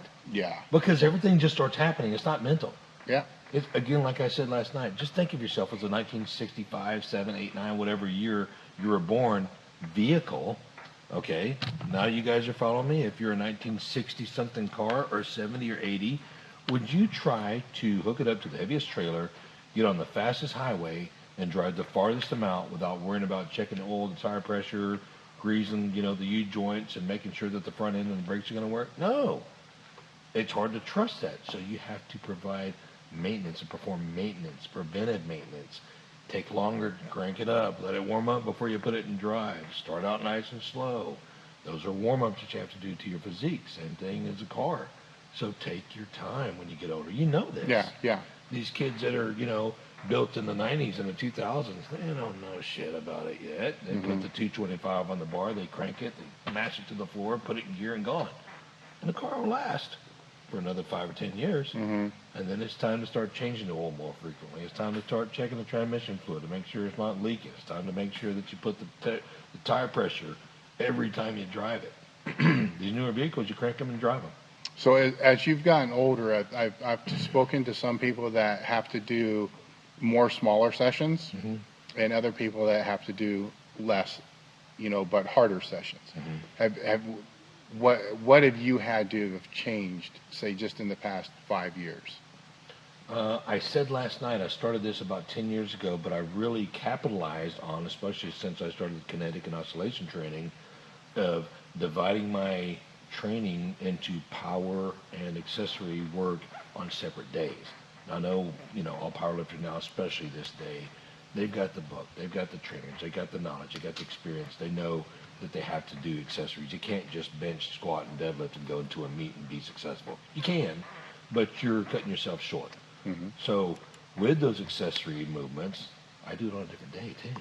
Just like I said, I squat only squat, nothing else. I don't do leg extensions, curls, calves, lunges, whatever you want to call it. On Sunday, I just squat. I take about an hour. I take my time. It takes me 30 minutes to even get up underneath the bar with my dynamics and my rotations and my range of motions and my mobility drills. Then I start squatting, with the dynamic movements slowly with the bar, then a quarter, then a wheel. Yeah, it takes forever, but I've only got that hour for just squats. I do leg accessories on Tuesday. So breaking down my program to 2 separate movements, power on one day, accessories on the next, gives me a longer recovery time and allows me to put forth 100% energy mentally. It's subjective what type of your intensity is, but it allows me to put forth all my energies towards just squats or just deadlifts on Wednesday and then back on Thursday, accessory. I do chest. I don't have a poverty bench, but I'm not really focused on getting much stronger on bench. So it's not as important to me, maybe to someone else, but to me, I'll do my bench work and my accessory chest work on Monday together. Because I'm just not going to have another day of just power movements. Yeah. I love benching, but it doesn't take as much out of me as squatting and deadlifting. It's obvious, common knowledge. Yeah. Tell me about a time where you were training with Ronnie and he did something that absolutely just blew your mind that we haven't seen on video.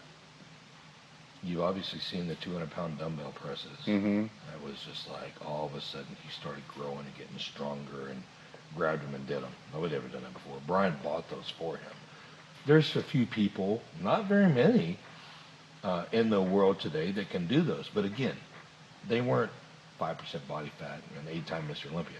So that really is a feat in itself. You can have somebody 300 pounds and 15 to 20% body fat do it. Hey, that's great, kiddo. Yeah. But were you 3% or 5% and have you won 4, 5, 6, 7, and 8 Mr. Olympias? So you're not on Ronnie's level. I hear that all the time. We're getting on Ronnie's level. No. I don't think anybody will ever be on that level. Because even the Mr. Olympias these days are nothing comparison in strength and or size and or density and or symmetry as Ronnie. Phil Heath was 40 pounds less than Ronnie. You know, Dorian was 30 to 40 pounds less. I mean, Rami, we talked about him last night. He's as big, but the symmetry's not like Ronnie's. Ronnie's an alien. Mm-hmm. He is. And for him to do that type of strength. Okay, here's something you never saw. Yeah, I know. I'm sorry I'm talking a lot. No, that's good.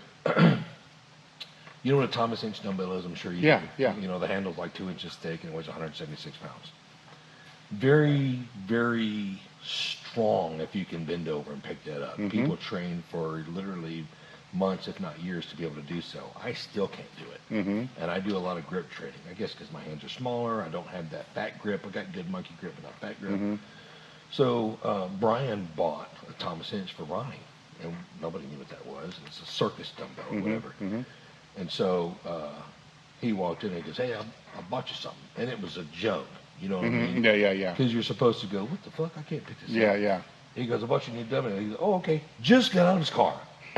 Literally, just with the music going and him sipping his protein shake, walking in with his bag over his shoulder, got his, tank top on, and cold as a cucumber.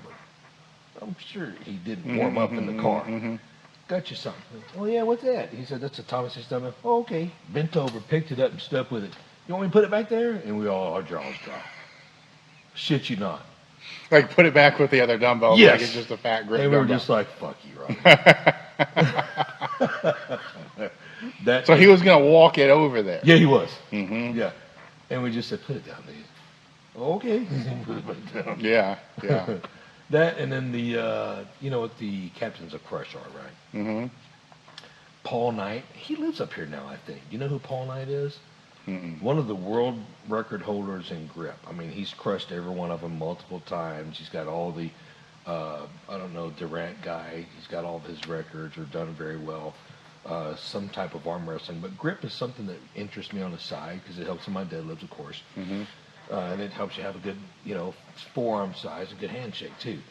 So we were at the Ronnie. I've been going to the Ronnie since the very first one. As a matter of fact, the picture I sent in was one of, at the very first Ronnie. We were backstage. I don't know, Ronnie was Mr. Olympia maybe third or fourth time, and Paul was there with captains of Crush stuff, the Crush to Dust, you hold the deal over the 5 pounds. And he was going to mess with Ronnie. He goes, hey, man, I'm going to see if Ronnie can do this. I said, what is it? He said, it's number 3. And I had never crushed the number 3 at that point either. Excuse me. And so he walked up to Ronnie at his event. Literally, I know he's cold. He wasn't back there warming up or nothing. He goes, hey, Ronnie, can you squeeze this? Never squeezed one in his life. There's a set, you put it in your palm and all that. Yeah. He goes, oh, like this? Put it together. And we literally just walked away. Okay, Ronnie, again, fuck you. Mm-hmm. What kind of strength, superhuman person has that kind of strength and ability? He scares me. Don't ever shake his hand. Even to this day, he'll crush it. Literally, sitting on a bench, another story, sitting on a bench with 120s in my lap. I'm getting ready to lean back, and I'm crooked, and I hate being crooked when I lean back because the ceiling messes me up. Because if I'm like this, I feel like I'm going to fall off the bench. I don't know if you're like that or not. Mm-hmm. So I sit down, I'm like, damn it, I'm crooked. Ronnie's sitting down, and this is, recently.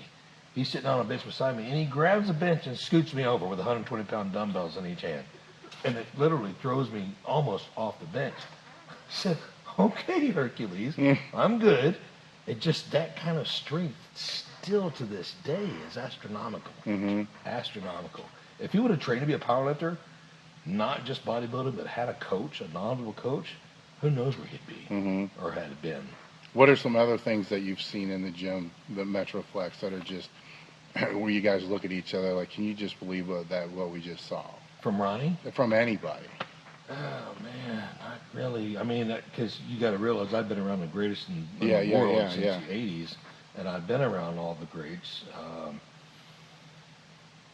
I don't know, man. There's not very many people that's done much more than I've seen Ronnie do. Mm-hmm. There's a lot of people in there that emulate, trying to do, the bar. He had 8 wheels, 9 wheels on there, bent over doing rows. It looked like his biceps were just about to pop off his arm, but he did 8 or 9 reps and walked away, and then deadlifting all the weight that he did at such a lean body weight. I mean, again, I'm fangirling here, and I've known him for 30 plus years. Yeah. Just an amazing physique.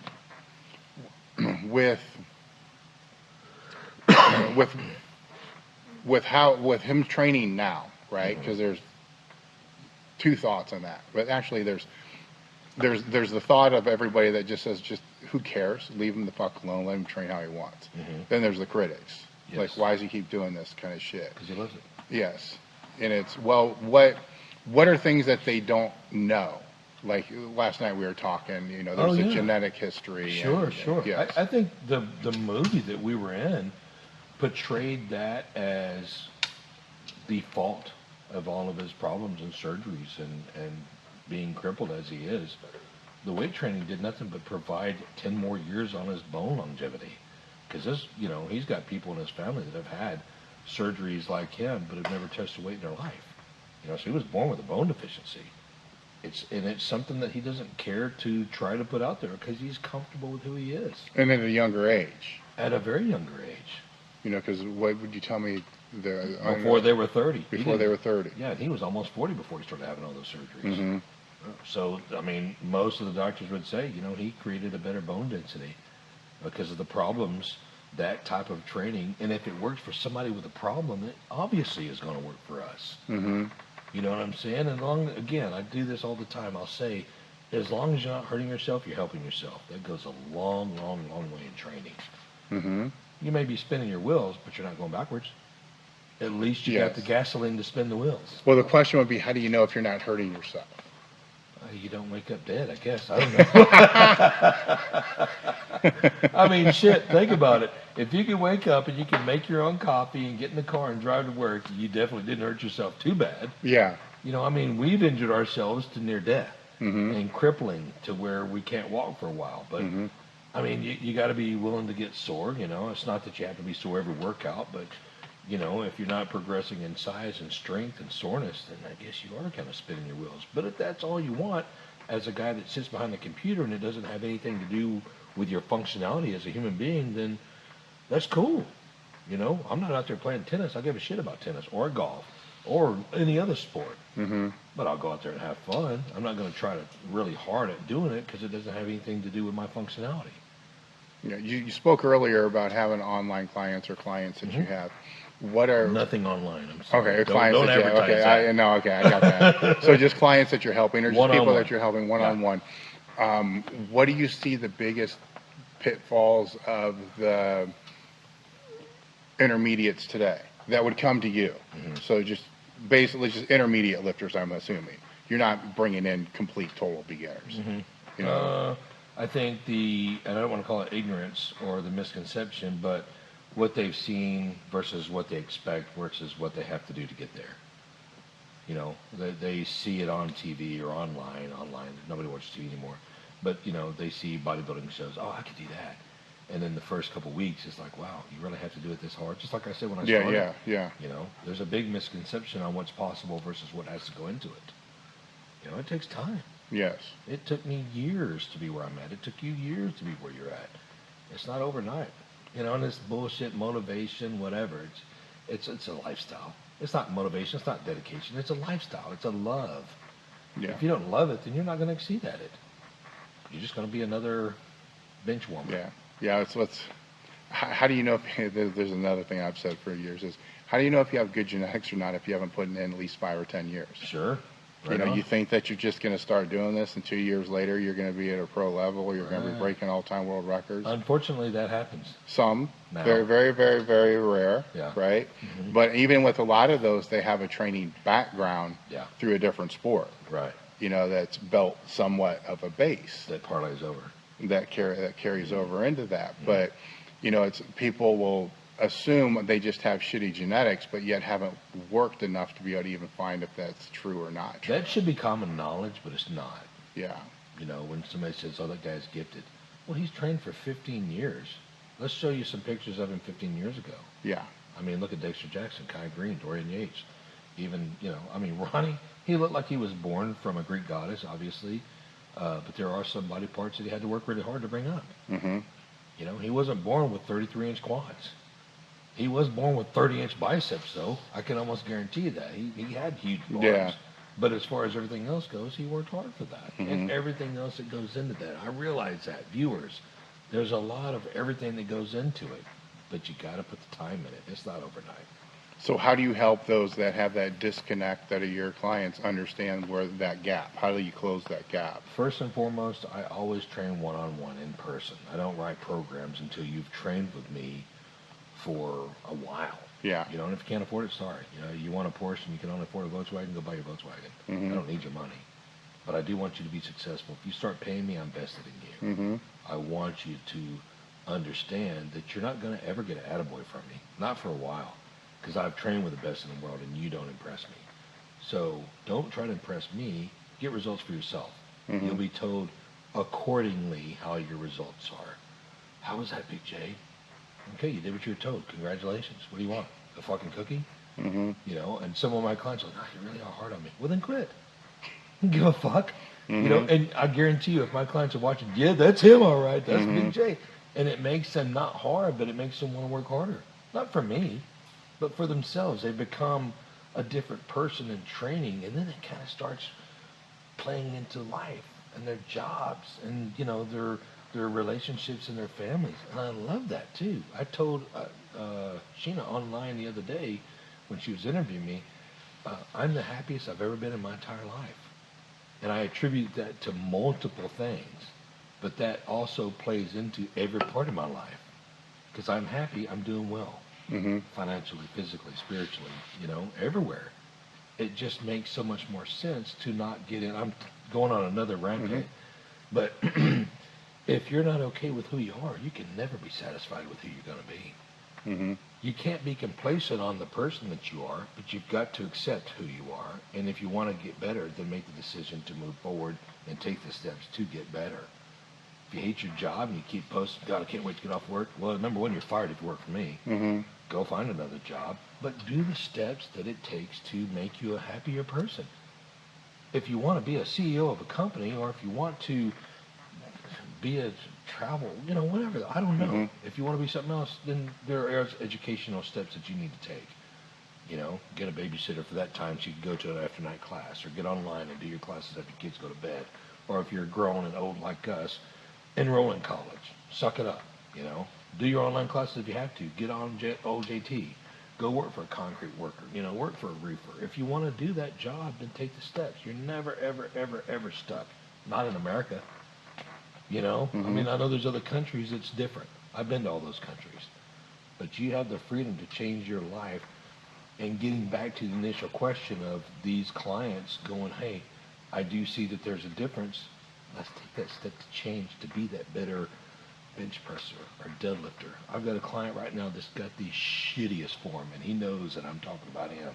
But guess what? He's getting stronger, and he's not getting injured. And every time I critique his form, and I try to correct him, but there's just something about him that he can't dance. He'll never know how to dance, and he's in his 50s. But I'm so fucking proud of him because he couldn't deadlift 225 a year ago. Now he's pulling 425 for triples. Yeah. Fuck yeah. Mm-hmm. He couldn't bench press 135, but now I think he's repping 260. He couldn't squat 315 without folding. Now he's squatting in the 400s. You know what I'm saying? That just makes me happy. And you've seen that his progress in the gym, you've seen that correspond and carry over to other areas of their lives. He's happier. Mm-hmm.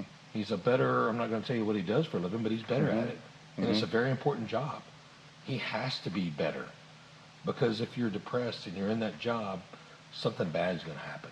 Mm-hmm. There's going to be too much empathy towards something else bad going on versus, I'm a happy dude. I just hit 400 on my bench or squats or deadlift. Hey, you're not pissing me off that bad. I'm not going to hurt you. Or I'm not going to make your life miserable. I'm going to say, okay, let's have a better day. You know what I'm saying? Mm-hmm. You as a trainer have a bad day at home. You come into the gym. I'm your client. All right, you ready? Yeah, I guess whatever. And then that puts me in a shitty mood. Well, fuck you, Dave. Mm-hmm. Yeah, I guess whatever. And then I'm half-assing it. Or then you're not watching, and then I get hurt. There's a lot that gets put onto the real trainer's shoulders. Yes.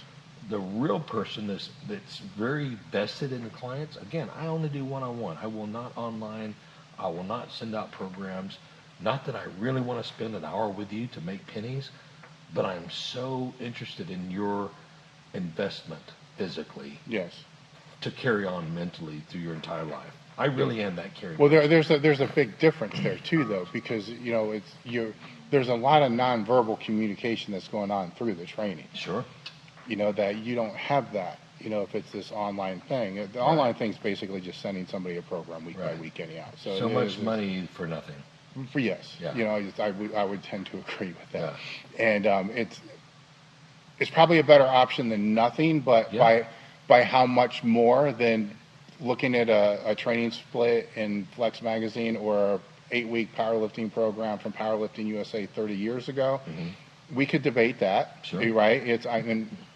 I would like to really know what the difference between those two are, but the in person, and that's a huge thing, because it's safe to assume training changed your life.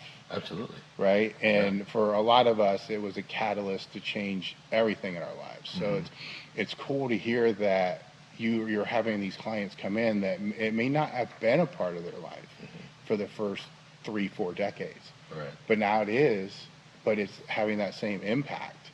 And it's not consuming their lives so much that they lose their family. Like we in our 20s and 30s, whatever it takes, I'm taking this drug, I'm eating this food, you don't get that chicken breast, it's mine, get the fuck out of the house if you don't like it, versus now getting to the point of it consuming your life for livelihood, for health purposes, because I will not teach somebody unhealthy practices, and attaboy them when they need to be, and discipline them properly when they need to be disciplined, and coax them into putting it into their daily lives. It makes me a good person, makes me a happy person to be able to help people to do that. How do you implement the nutritional part into that?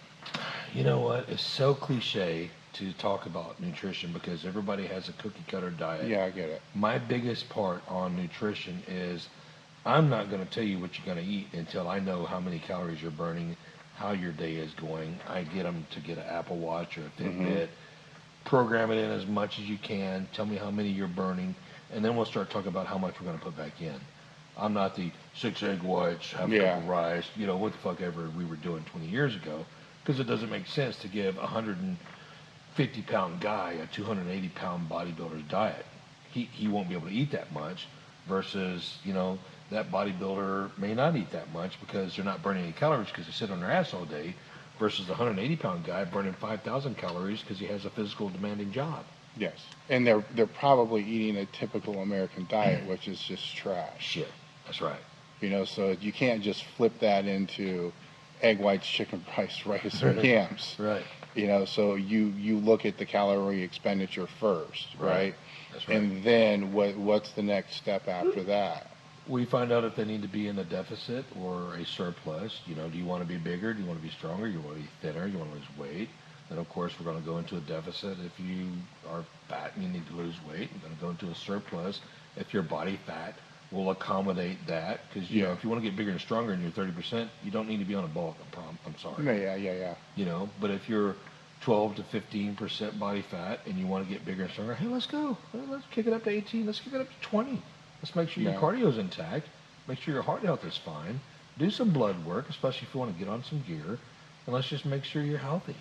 20 years ago, hey, here, take this, and eat like 20 chicken breasts. Call me later. Well, what about the food choices? Because they're going to search online, and that there's so many cliche diets here. And good question. I never change your diet at first. You put in, I don't care if you're eating a taco, hamburgers, you put it in your watch. And it'll tell you the fat, calories, and all that. And guess what? 2 hamburgers gives this many calories versus 6 chicken breasts gives this less calories. So, eating frequently helps me cope with being hungry all the damn time, because you don't get it to 80, 290 without eating every couple of hours. And if you like to eat a bunch of food, let's go ahead and see that you're getting that much calories that you're already over with just 2 burgers and fries and chips and, a candy bar, and you're at 10 a.m. versus, having to eat all day long just to get to that 2,500 calories. Okay, so if you think that that's eating too much, go ahead and back it up and make sure you don't go over your calories. So have a candy bar. Let's eat that calorie.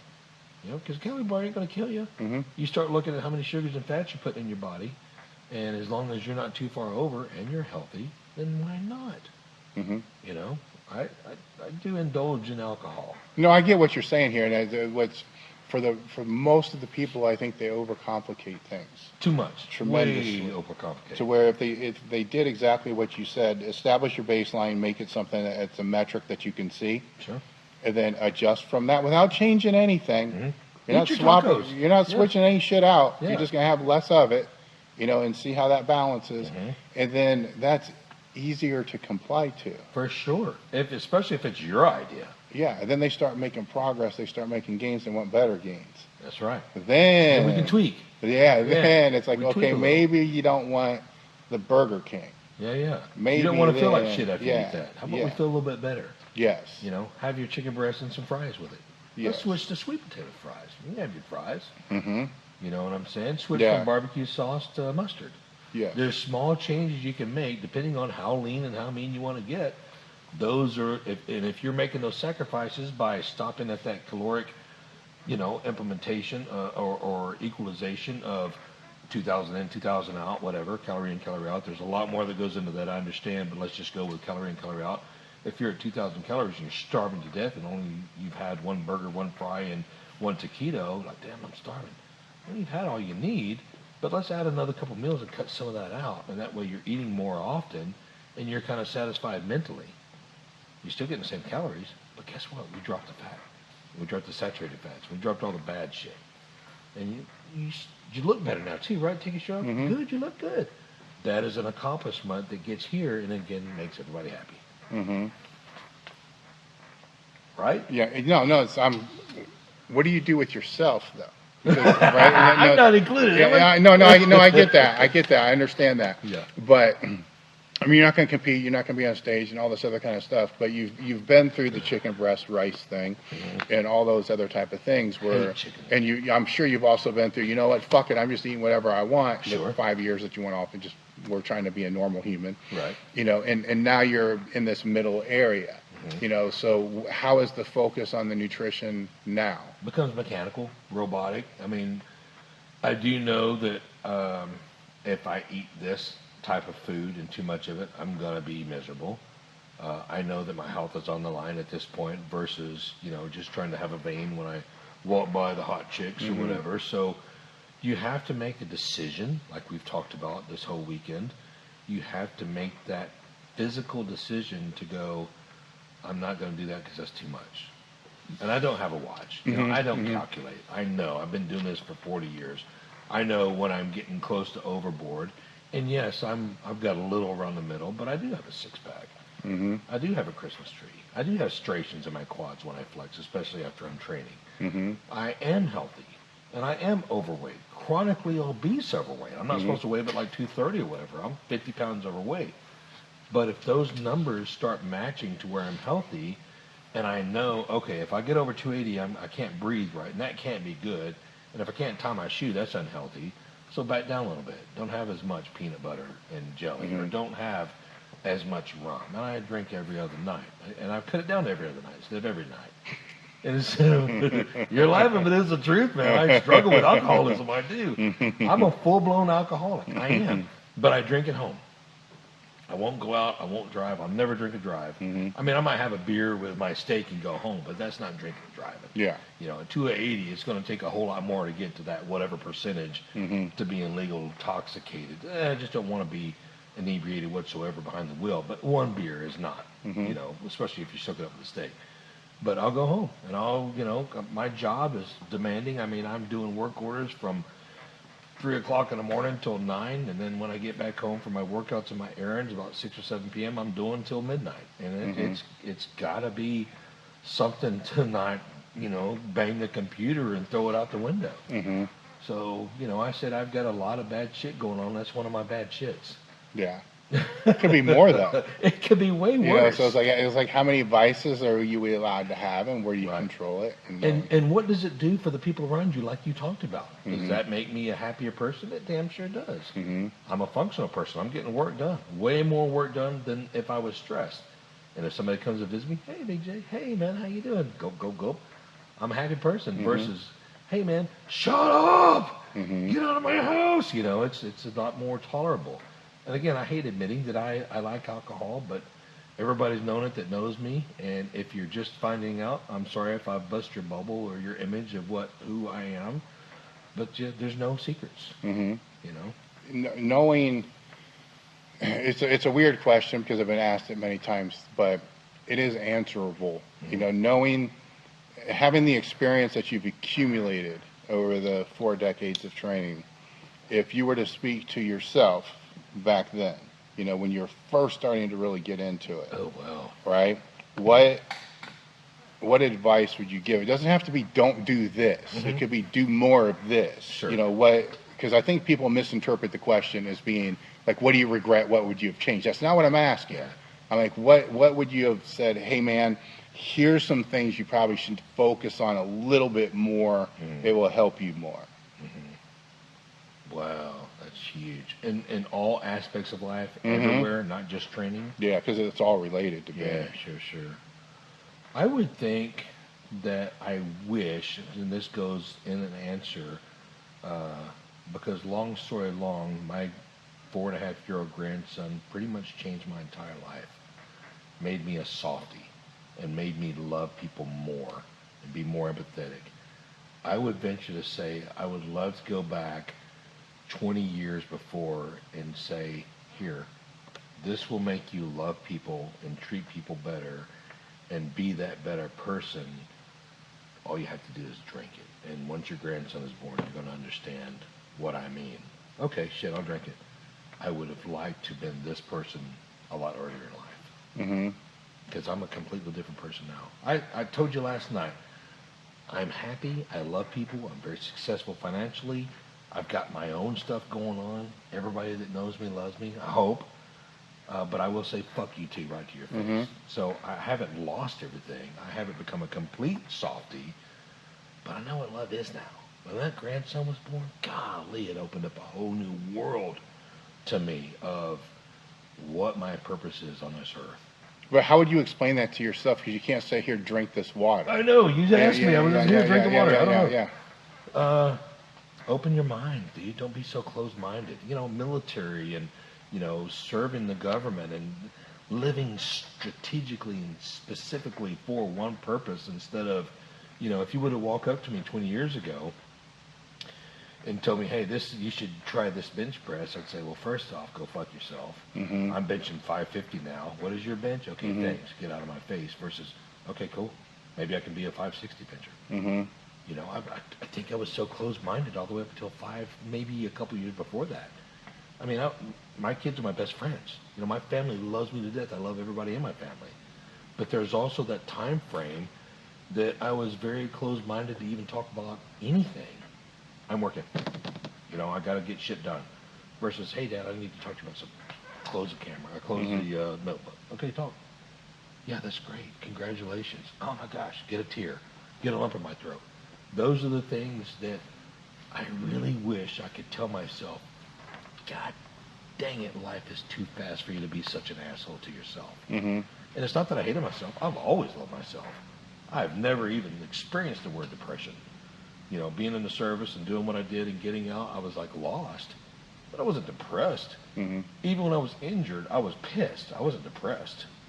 So, not loving myself more, that's not the case. Knowing how to love other people and to be more open-minded to everybody. You know, knowing when to tell people to go away, but also accepting. And I didn't hurt my family. You know, I didn't hurt the people that I love the most. I just did not experience some of the things that I really wish that I'm experiencing now 20 years beforehand. You think it's a misunderstanding of focus, right? Because say then, you know, you're in that rigid mindset, right? Because you have to focus on what that is. But and now that we're doing it now, multiplicity-wise, you can still focus. Yeah, I've got all the focus in the world, and I'm still kicking ass. Yes. So, yeah, you know, I think that I don't know if that's an acquired skill, you know, or maturity. If it's maturity, or if it's because I understand what you're saying, right? Because it is. Sometimes you wonder, was it just an excuse I used just to be who I was at that time? Like, no, I got to be this because this is what it is and this is the focus, or not really understanding what true focus is, right? Because that focus becomes, Yeah, the focus becomes more laser focused when you use a scope. Yeah. Right? So all the other things that you're talking about give you a better scope. Yeah. You know, where I think we're younger, we're trying to focus without a scope. We're just kind of looking through the barrel. You know, and everything else is I mean, it's hard to, I get what you're saying. It's hard to explain. Yeah. You know, with the bottle and all the other kind of things, but it's a reoccurring answer that I see with that, because it's a hard one to really articulate. It's hard to hear too. It's like one of those questions at the end, you know? It's almost like you're on your deathbed and you have to answer before you're allowed to go on. It's a good question to ask yourself daily and continue to implement that in your daily walk too, you know, with your children, with your family, with my kids, my families. That's a good question. You put me on the spot, man. Well, I'll make it easier. Let's say just now training wise. Okay. What would you suggest training wise? To my younger self? Yep. Oh God, I wish I wouldn't have taken that 4 to 6 year break, because deep down inside, I think, and I don't want to say I could have been or I should have been or I would have been. Deep down inside, I think, had I not quit because I was so sick of everything, I could have gone a little farther in the industry, but I didn't have that drive and want to. And it's just one of those, what if? But that's a huge question. No, it's a fucked up one. It is. I mean, I'm world known.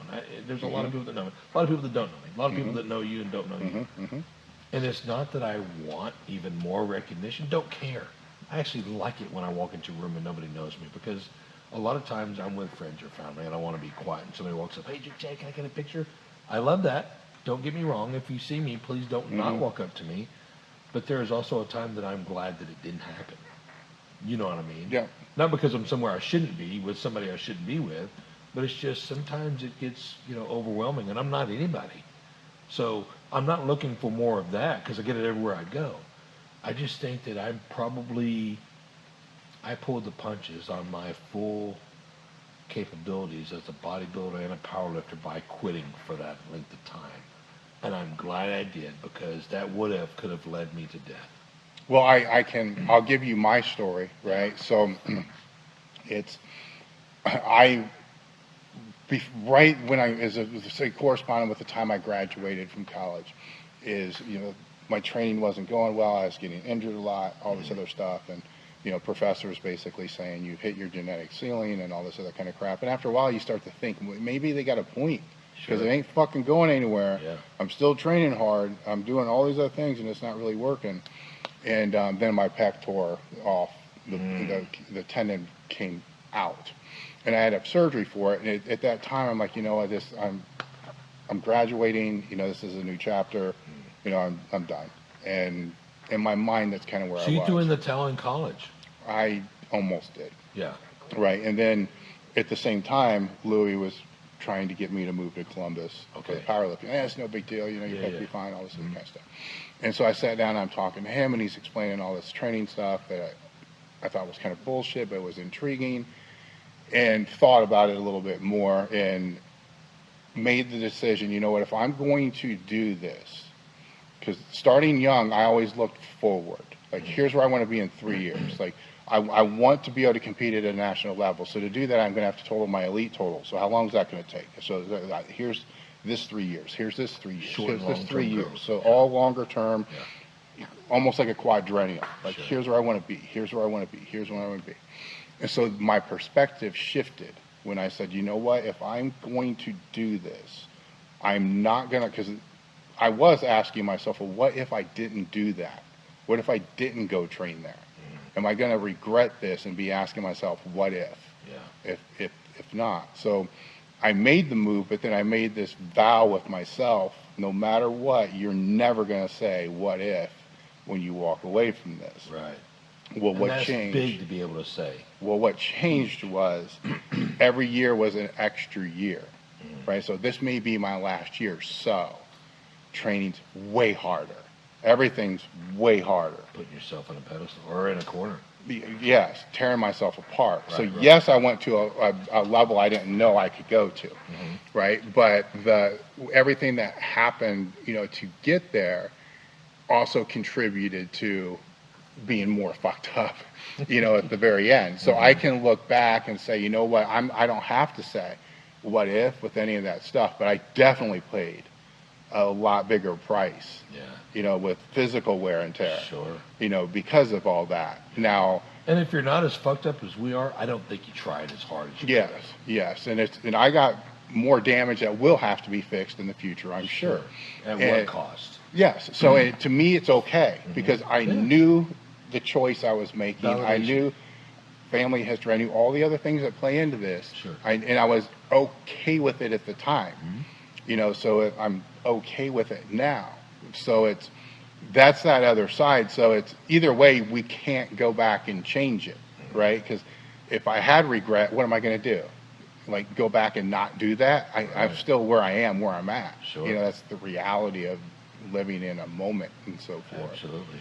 But it's what would have happened is at the level of training that you already had, it would have went to a higher level, maybe too high, and you'd be sitting here with like all kinds of replaced parts. Sure. Yeah. I mean, I've had 12 surgeries. Yeah. But it wasn't because of my training. Yeah. Which I'm very thankful, knocking on wood, that somehow, some way, I did figure it out. Because I broke 20 plus bones. I was told I would never walk again. And working around those injuries and getting the right people in my corner for support and, physical rehabilitation and the mindset that I had of, I'm not going to be who this person is now in 5 years. I'm not going to be this person in 1 year.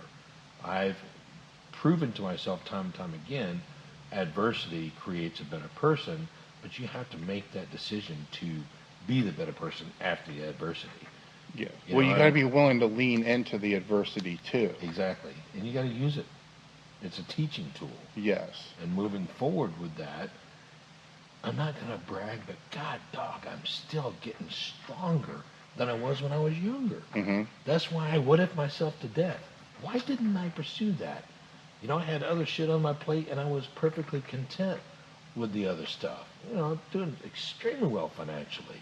Those were the times that I was really making those good, core, sound business decisions. Had I not done that, I might be living in a van down by the river now. It's a good decision I made, I guess. But by golly, these last 5 years that we've been talking about, I'm going to pull 900 pounds, and I'm going to squat 700 pounds. I'm going to bench press 500.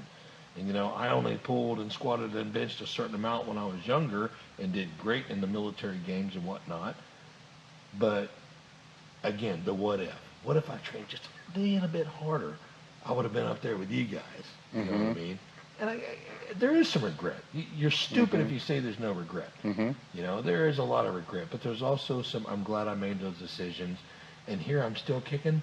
I'm making those more crucial decisions and not crucial, but yeah, it's a crucial decision to make sure that I'm warm enough to do those lifts and whatnot.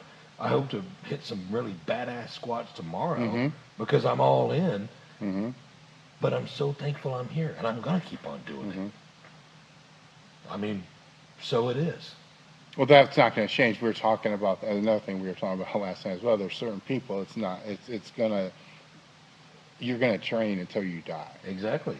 You'll find a way. Even if it's in, hospice, you're going to find a way to, you're going to find a way to fucking squat off the end of the bed. You're going to find a way to do something, Ram, because another shot of morphine, please. Yeah, exactly. Whatever it takes with that whole thing. Yeah. Or what's Ronnie's statement again that you said? Nothing to it but to do it. Yeah. So it's the same thing. It's going to stick, and it's going to stick. Right.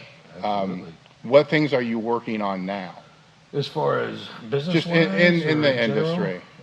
The supplement line is doing really good. We're only 16 months old, and I believe that being who I am, it helps a lot because I can walk into stores that used to carry my product or people that know who I am that are empathetic purchasers, which is great. You need that to help you get your foot in the door into other avenues. I just want to help this kid grow. I want the business to continue to grow. I'm a big part of it. That's fun being in the industry because I still I've kind of become a pesky sales guy to some people, but you know, everybody has to make a buck.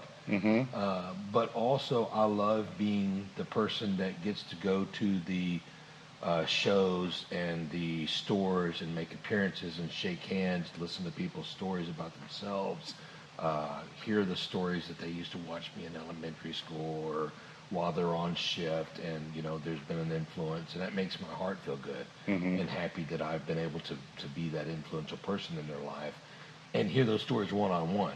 Because you go to the Arnold, and I'll have a line from here to the road and back, and you only get like 30 seconds with somebody. You go to these stores or these smaller events, and there's, you know, 30, 40, 50 people, and I'll spend 5 minutes with one person. They are the reason why you're making a buck. You better give them the time of day, or they won't give you another dollar. You know, they're not going to care about, you know, this is cliche to say too, they're not going to care about how much money you gave them or what you told them. They're going to care about how you made them feel. And so it's not that I try. I love making people feel good because I've always felt good myself. I've always had mentors and father figures and, you know, people in your stature shake my hand and say, hey, good job. That made my day. You don't got to pay me. Thanks for telling me that I did good, and thanks for telling me that I influenced you somehow, some way. Yes, I got to get paid for what I do, but I also am paid in my heart for people that go, hey, man, that was badass. Fuck yeah, that was badass. Thank you. That makes me want to do it again. Yeah. And the reason why, let's go back to YouTube and Instagram and all this social shit for a while. These videos that look like Michael Bay, you know, Rocky movies, I don't have any use for. You know, they're driving in their car and you show the emblem, and they get out and you see their $1,000 tennis shoe, and they walk through the gym in slow motion, they clap the chalk. There's no motivation in that for me. That's a different crowd, different demographic. That's cool if you like that. That's what your motivation is for the day. I post my squats on Sunday, my deadlifts on Wednesday, and my benches on whatever day I can put it in, and something in between there to hold myself accountable. Because it's not that I need to do that, because I'm going to do it regardless. I don't give a shit if we lose electricity for the rest of our lives and I don't get to post. I'm squatting on Sunday if I can walk. I'm benching on Monday. I'm deadlifting on Wednesday, and everything else falls in between. But the people that I picked up along the way of my lifelong journey, they use that as, oh man, I got to do it too. Big J did it. I'm going to do it too. And it's not that I really want to hear that, but I want to help you too. If you like what I'm doing, then let me just keep on showing you. It's not going to turn into a Michael Bay production. I have camera guys, but I tell them, keep it simple. I don't want them to be confused on what exercise I'm doing, and don't show my butt.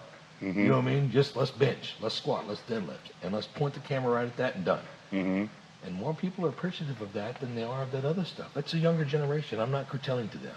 No, but they're going to also see that if you can still do it, then so can they. So can they. Absolutely. You know, then that plays into that whole thing. So how, on that same topic, how can they reach you? How can they follow you? Big J _ Extreme Fitness on Instagram. And you can contact me anyway through there, direct message. So Instagram's the best way? The best way. Yeah, we'll have the link in the description for you guys as well. I don't have a web page anymore. EminentNutrition.com is the supplement line I'm with, and Big J _ Extreme Fitness. And the story behind that is when I started Big J's Extreme Fitness, my gym, when my kids got old enough to have friends to talk about their dad, they said, your dad has sex in his name. And I'm like, what are you talking about? Big J's Extreme Fitness spells Big J 6 Extreme Fitness. So everything now has got the S removed with an underscore. So it's stupid.